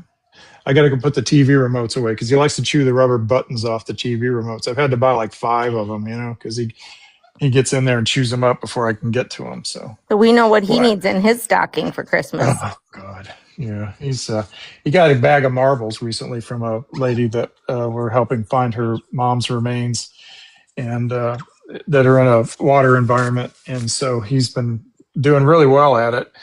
And so he likes to play with those marbles. He gets those marbles out about every morning, and he gets them out and he chases them around in his pen and plays a good game of marbles once in a while. What? Where are you going? Are you wanting to get down and get something to eat? Okay, so I'm going to go get him something to eat here real quick while you guys are there because he's hungry. So I will go get him some food. All right, buddy, come on. Let's go eat. So cute. This was the best. As promised, Yeah, there he is. as promised, you guys got to meet Splash. I'm just saying this is the Exclusive best right here. live, but the worst live ever because now I think I'm going to become an otter trainer. An otter wrangler. Love They you, call them Bailey. wranglers. My daughter Yes. was in the car and she's like, "This is the coolest ever." Okay, here we go, Bubby. Here you go. So some Amy, fish actually, here. that is one of my questions for him. Is There you go. if there is younger, generations or even, our age, whatever, that want to become a handler or learn how to do something as such, what are their first steps? Well, they're going to have to come see me, I guess, at some point, and I'll have to show Done. them how to. I'll have to show them how to do it, so that they can understand it. A lot of that has to do with understanding how the otter functions. Hey, Splash. Hey, buddy. Are you eating? Are you guys able to see Guys. him? We need to GoFundMe Yeah. so I can live in his driveway and learn. Come on, Splash. Let's go eat. Here's his food. He's got his tilapia and his salmon out, and so he's eating right now. Oh my goodness. How is Hungry everybody? boys. My voice is gone again. I just have a quick question, and Sure. it may sound really, really ignorant, but it's not meant to be. When you're talking about scent profile, Yeah. do those things change based on race, age? Yes. Well, they do. I mean, as far as the dog's concerned, there's always going to be 20 or 30 common VOCs that are common for all humans. And pretty much the theory used to be that all dead bodies smell the same when they die. That's not exactly true. And especially nowadays, we've become a drug culture. And we've got meth that people take, and we got fentanyl and these things. And basically, if a person dies of meth or fentanyl, their bodies don't decompose anymore. It's so much poison in their systems that it kills everything. The bugs don't come, the critters don't come to feed on them. The buzzards don't even come for them. They just lay there and turn to beef jerky in the field. And the same thing happens. We found that a lot with I'm not picking, but people that go through sex changes and stuff, and they do the hormones and they're transitioning and all that stuff. Those drugs can affect the way the body decomposes too, and that will affect the dogs. And we're starting to see some of those problems now as well. Now there are, like with dementia wanderers for tracking dogs, there are certain drugs that certain people take that will kill odor, and the dogs cannot track them. Will not be able to track them because the odor is just not generating enough odor. Are you guys still able to see Splash? I'm not sure I'm holding this right, but anyway, he's Yeah, they can see him. he's doing his eating thing. This is his nightly feeding before he's done. And so yeah, it changes some. We have to know the background. We have to, a lot of times when we're working, and we'll ask what drugs they were on, stuff like that, because that can make a difference in how the dog finds them. So is that something then you then train the dogs or the otter to look Well, for? Do you then it's train them hard with to those scents? do. I'll be honest with you, we haven't figured out how to do it yet. We're not exactly sure what's happening. So what we need to do is get to a gas mass spectrometer and take samples from different cadavers that have been exposed to fentanyl, meth, and that type of stuff, and then see what the changes are, and then maybe we could figure out how to train differently for that, because we're not really, it's so new that we're really not really too sure what the heck's going on yet. So it is out there. One of the problems that we have with hi, you gonna put your nose on there? Are you done? Okay, you're gonna go tear up the TV now. I'm gonna go get the TV remote before you tear it up. Yeah, I'm talking to you. Don't bark at me. I know what you're up to. All right, let's go get the TV. We'll get that TV remote, put it up before you come in here and destroy everything. Aha, They're asking where he sleeps. He sleeps with me in bed, so he sleeps with me. He likes to sleep down by my feet at night.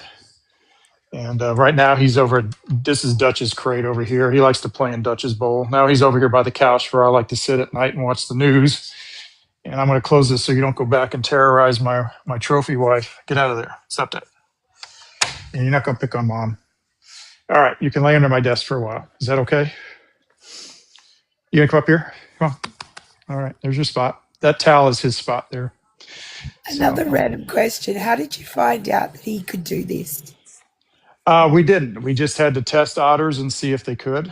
And then once we found out that they could do it, then we moved forward and said, okay, the next step is this. We need to go try and do this. Hey, Bubba, what you doing? What on earth made you look at an otter and go, "No, I reckon that could do that"? Like, Well, to me, that's just so I had read an out article. I had read an article in a Nature magazine that they suspected that otters were using scent as their ability to find stuff for hunting. And I thought, well, if they're working on scent, that's the same thing as a dog. So they're just basically a water dog. So why can't we train one to do it? Let's see if we can do it. there. I love And that. That's awesome. so we decided to give it a shot. And we had to be careful. You know, when we first started it, we ran afoul with some animal rights groups that found out we were using otters in the field, and they attacked us. They went after us viciously for, you know, otters not living his best life. You're enslaving otters. We had all these accusations made against us that we had to deal with. And I don't know. He looks like he's living his best life. Not gonna lie.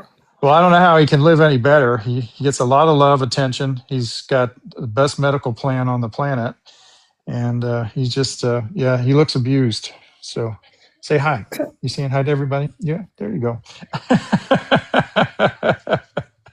So you're going to crawl in my pocket? You're too big for that now. You used to do that when you were a baby, but you can't crawl in my cargo pockets anymore. So How big will he get? he's almost there. He's probably going to go another 3 or 4 inches. He's about 3 or 4 more pounds. He'll top out around 18 pounds, I think. And then right now he's at 12, 13, somewhere in there. And he's putting some weight back on because he was sick. And we were worried about him, really worried about him. But he's made a full recovery.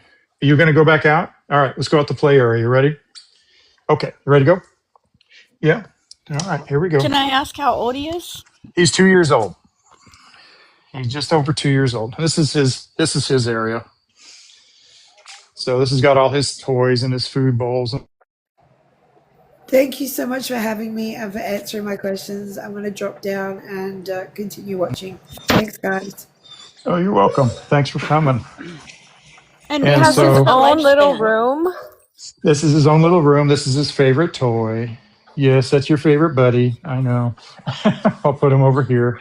So he likes, this is his igloo where he spends a lot of time during the day. And then these are his pools.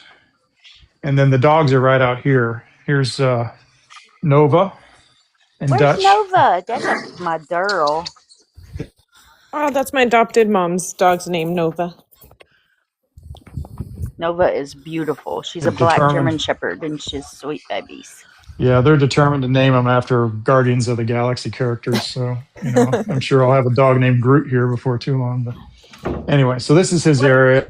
What is the length or the lifespan in captivity for an otter? 20 years. His grandmother is 16 right now. So she's still with us. She's 16 years old. In the wild, they live anywhere from, their longest years is like 5 to 7 years. But in captivity, they can live for quite a while. So there he How is. long Yes, can they you're be good. without water? It varies depending on the species of otter that you have. Like sea otters, the sea otter can't be out of water for very long at all. They have to be in the water quite a bit. The American river otter, which I'm familiar with, they can be out of water for about 36 hours before their skin starts to get dry, and then they start wanting to get in the water. He's been out for up to 3 days and done all right. Yes. Yes, I know. What you want? You want to go back in the house, or what do you want to do? Okay, we'll go back in the house. Here we go. Honest, thank you for being here. Oh, you going to stay in your igloo? Does he knock on the door to get back in if he wants in? He'll start, what he does is this, his cat wheel here, he will knock it over. He'll start pushing it around. and making a lot of noise and racket, and then he'll be like, yeah, I want to come in the house. Oh, he's going to the bathroom now. I'll pick that up later. All right, we'll do that later. That's what you wanted. You had to come to the bathroom. Okay, there we go. I'll come get that after we're off the air. So, yes, now you're going to tear up my shoes? All right, get him. Attack. He's walking around with a shoe on his head. Oh, my God. There he goes.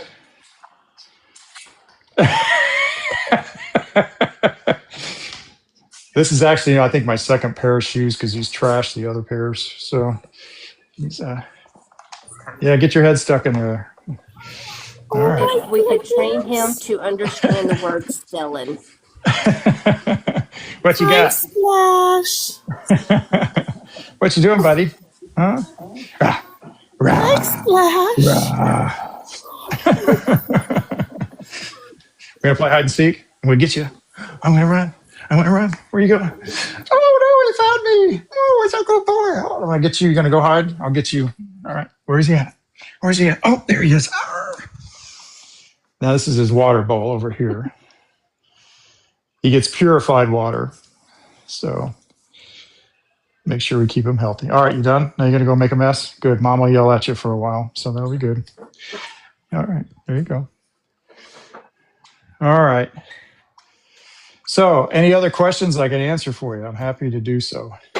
I guess I just have a question and for the chat. If there was one way that we could help you and the otter, how would we do that? And what would it be? Well, you can always support us financially if you'd like to. Donations are cheerfully accepted. It helps pay for travel and training and vet bills. And you can go to the Peace River website, PRSAR.org. PRSAR.org. Did I say that right? Yeah, I did. Okay. And there's a donation page, and you're welcome to help us out if you'd like to keep us on the road. So we do travel all over the United States supplying search services, and we don't charge for our time. So, but sometimes.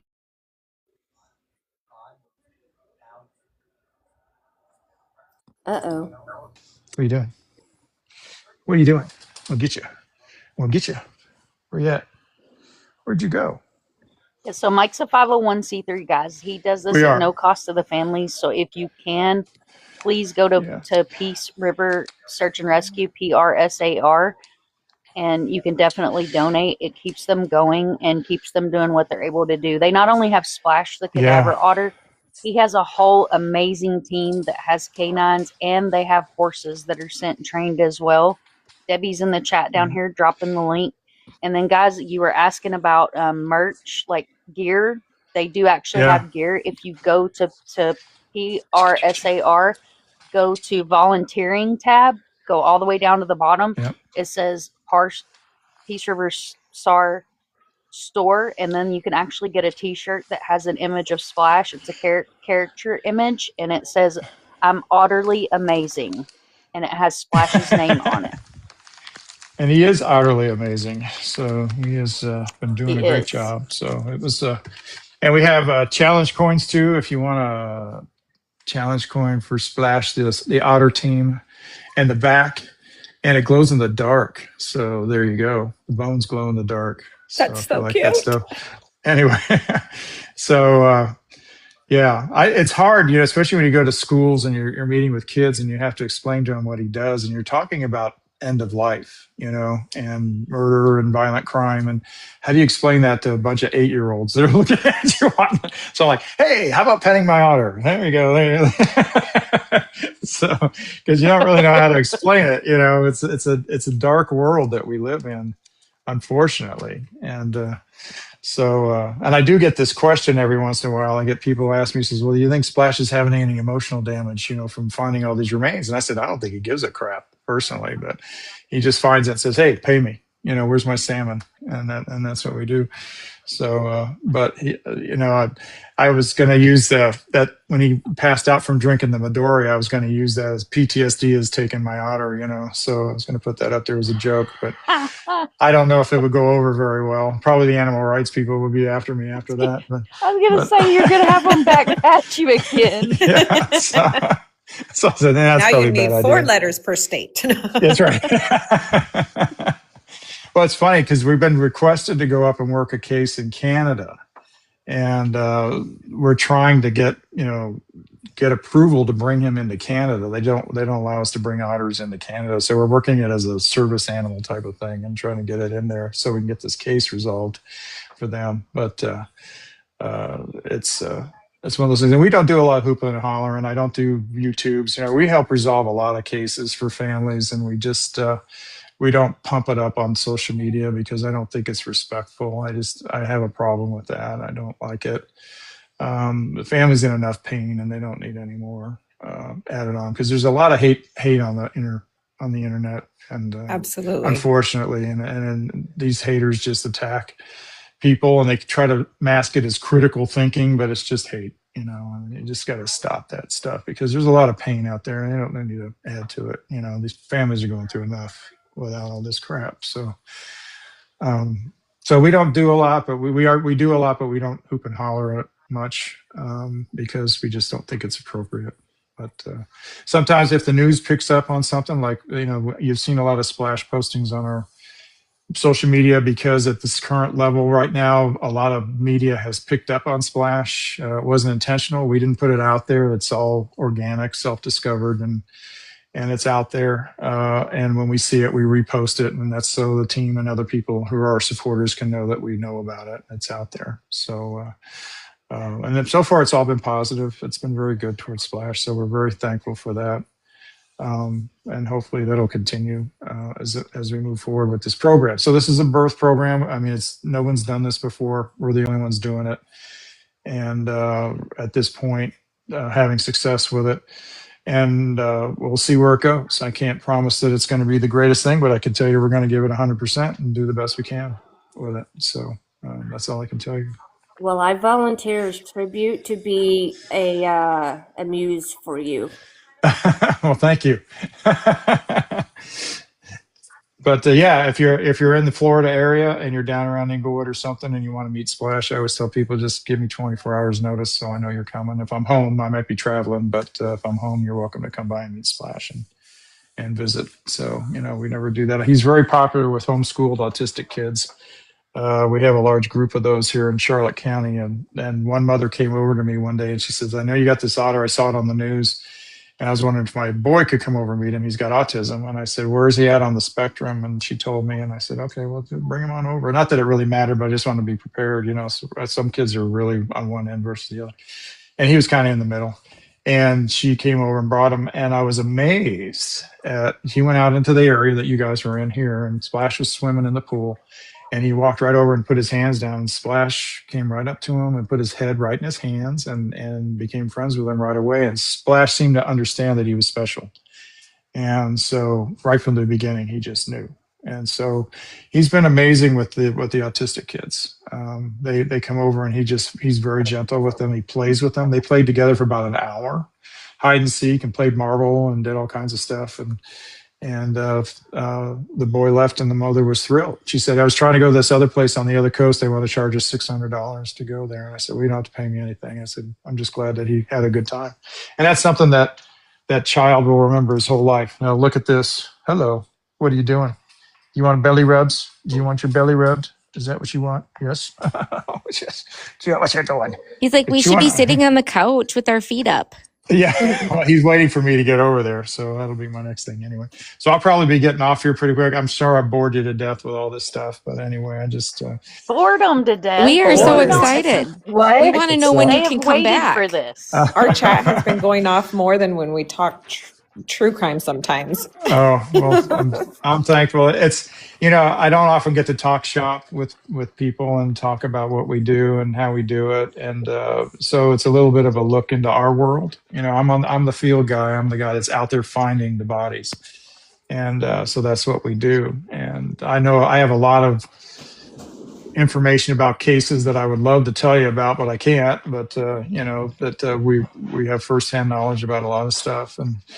But we're just not allowed to talk about it because they're still under investigation. So we don't want to mess the case up, because the bad guys are watching just like the good guys are. I mean, you don't know what they're gonna do. So even in true crime, I always warn people, be careful what you talk about out there, because the bad guys are listening.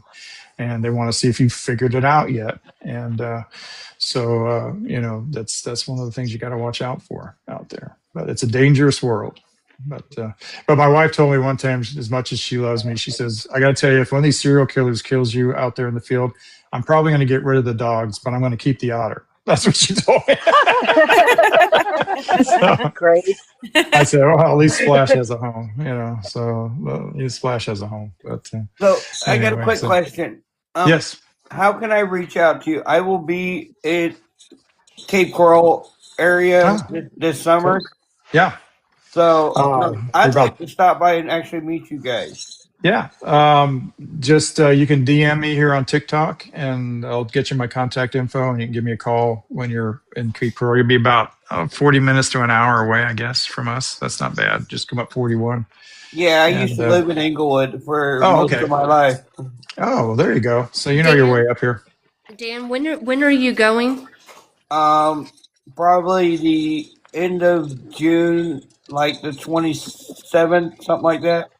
Okay, so now I have to come see you before Dan comes see you. Okay. Well, that'll be fun. Bring your dog. We'll go do some training. Have some fun. Don't tempt me with a good time. Yeah. And I just want to say, sir, thank you so much for your years of service in this field. I know how hard it can be. Oh yeah. But I also know how rewarding it can be, and I appreciate you. Well, thank you very much. I do it for the families.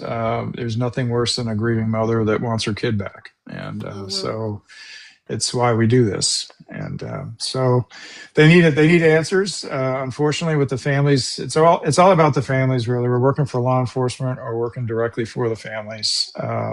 It's about them, because you got a family that is torn apart, and as I've worked with these families over the years. You see how this situation where they've lost a family member just eats away at them their whole lives, and their lives change and their souls get torn up, and they have a terrible time, especially when they don't know what happens. Even when we find them and we give them their child back or whatever, after we find them, we say, well, they can heal up. Well, they kind of do. But it's a process, and it's very hard. They don't ever really move on. It's very difficult for them. But you want to close that door. You want to at least get the healing can start once they know what's happened to their person, and then from there they can move on. And that's why we do this. That's why we do it. So anyway, with that, I'm going to say good night to y'all, and thank you for being kind and letting me be here.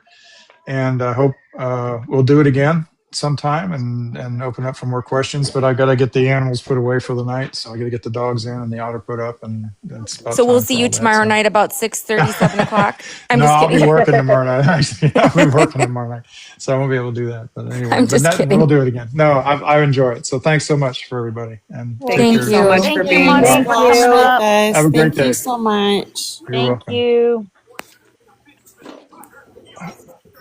I might feel like absolute caca, but should I kick him? Oh, he got it.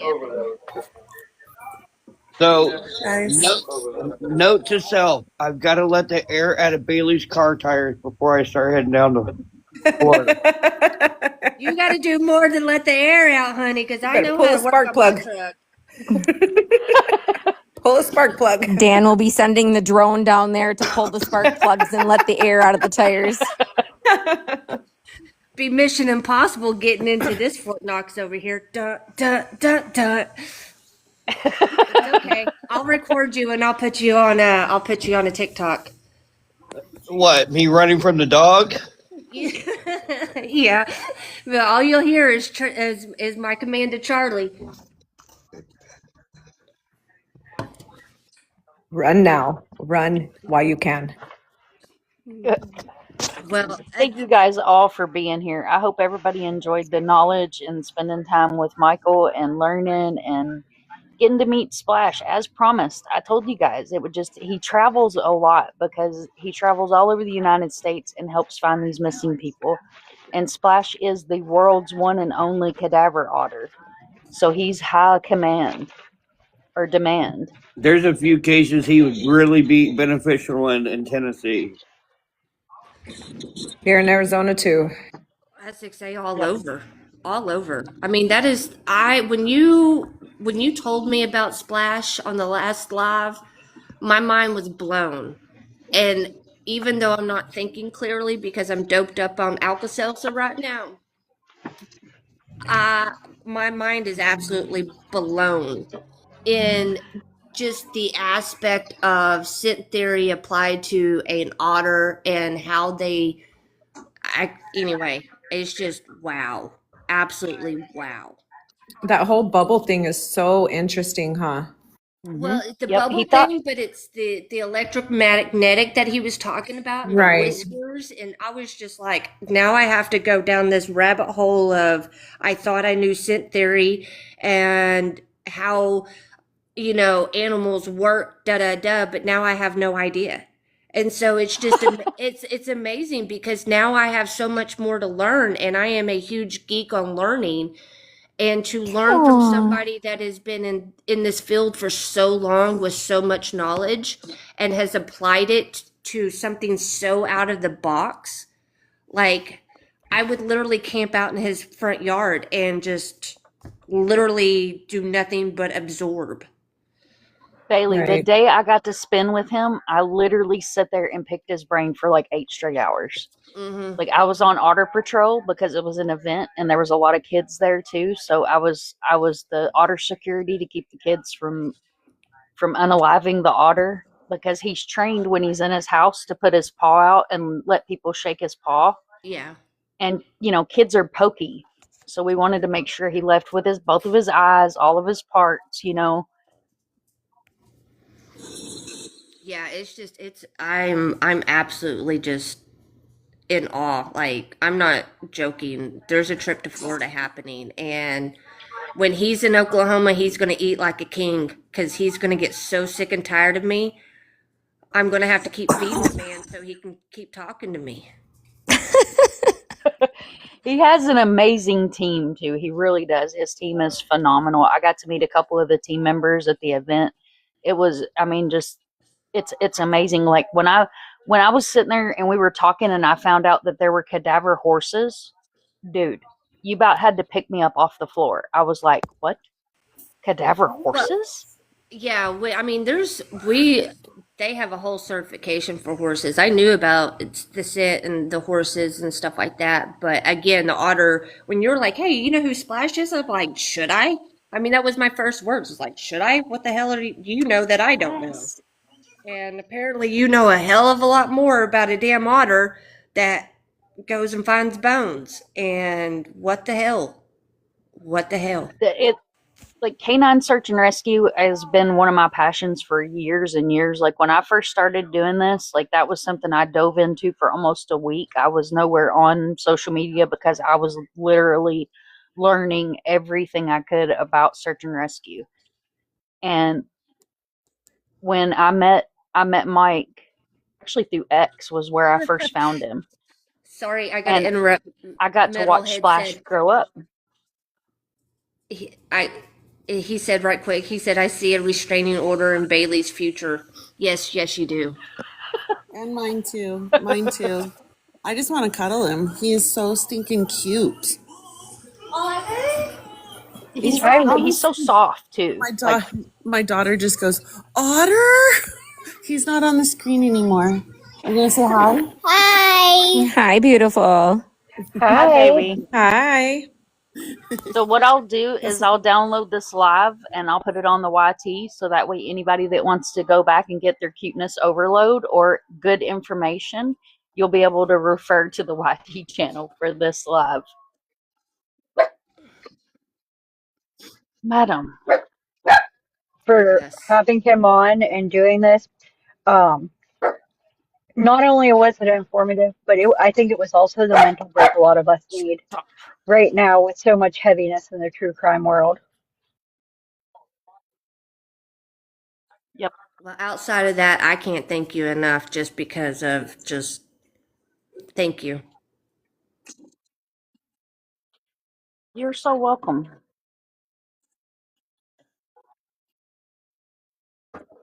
Come on. you do or whatever, with the younger generation and things like that, it might be kind of a cool way to have other ideas for parents to present to their kids.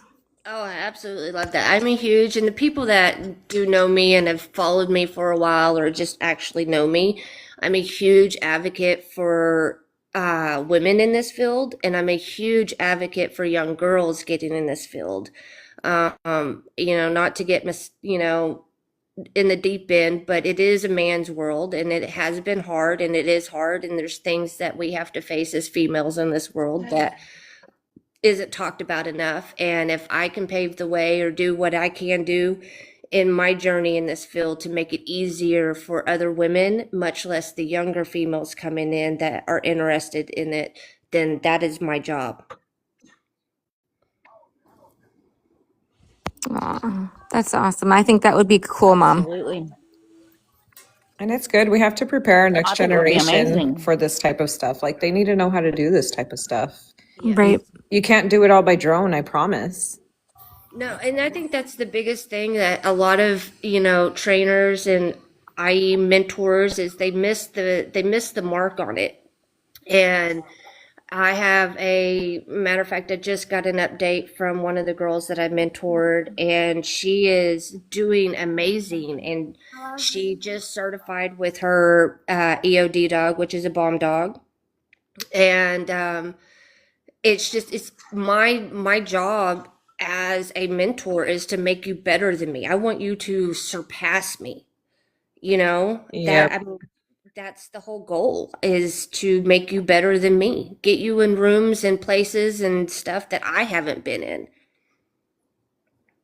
Mom, maybe that's something that we do if we want to invite their parents and kids or teenagers, as long as they're with their parents. Maybe that's something we do in a private YouTube thing. Oh, absolutely. Absolutely. Because then the kids can ask We can questions. definitely do it over there.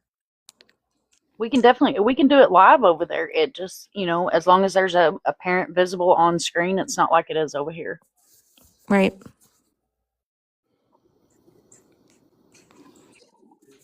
Thank you, Debbie, for all you do as well, love, and the whole team. You guys are all amazing. Like this, I have so much love for the search and rescue community. You guys have no idea. Like I have littles right now, but my end goal is to have a search and rescue dog.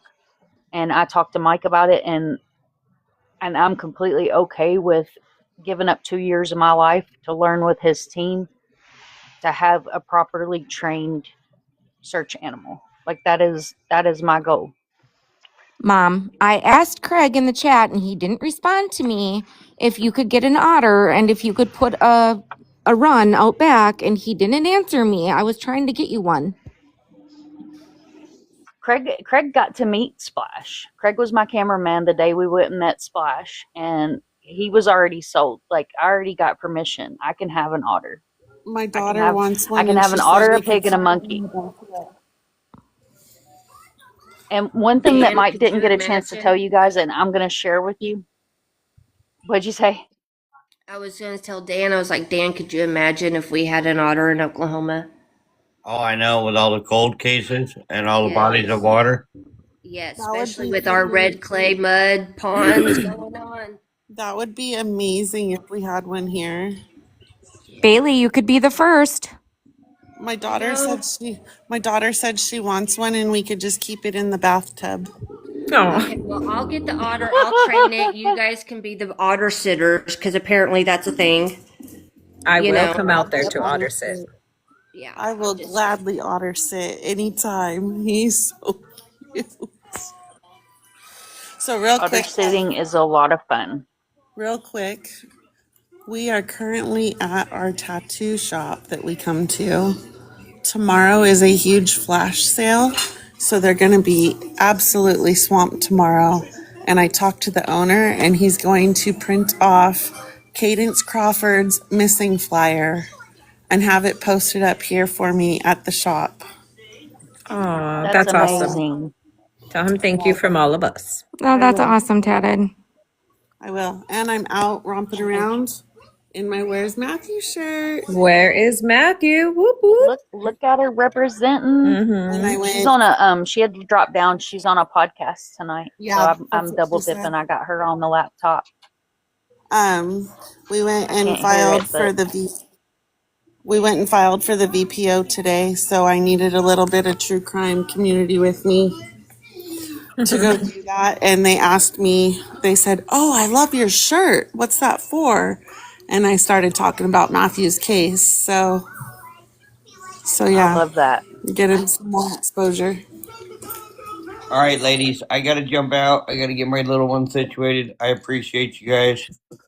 Thanks, Dan. Thank you, Dan, for See you coming later, in. For Dan. the text. I Bye. appreciate you. Yeah.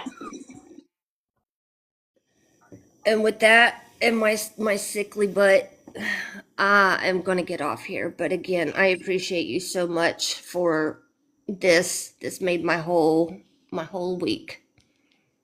Feel better, Bailey. You're so welcome, I'm Bailey, and trying. I'm feel absolutely sending you healing vibes, Listen, and I'm so glad that you were able to be here. And I appreciate it. I have not been sick in so long. I forgot how miserable this is. So anyway, but ladies, I appreciate everything that you guys do. And I always say that everybody has a space and a lane in this world, and no lane is more important than the next. So I appreciate you guys, and I have some computer hitting and reading to do while I feel like death. okay, Aw. Bailey, sending you love and healing vibes. Thank you, Feel babe. better, girl. Bye. Get some rest, Bailey. Bye.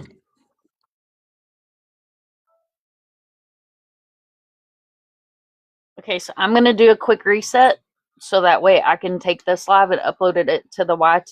Do you guys all want to come back and hang out for a little while? Si, senora. Or do we need to Absolutely. go where? Do we need to go where Sam is, or are you good? She's doing the We podcast. can go over there and support Sam. Where's she at? It's on the On her page? YT.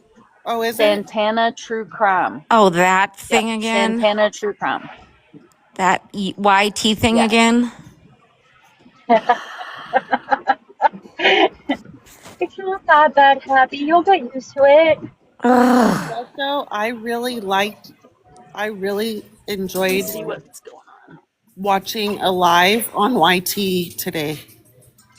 Like, Pretty cool. I loved it because, you can say whatever. Yeah.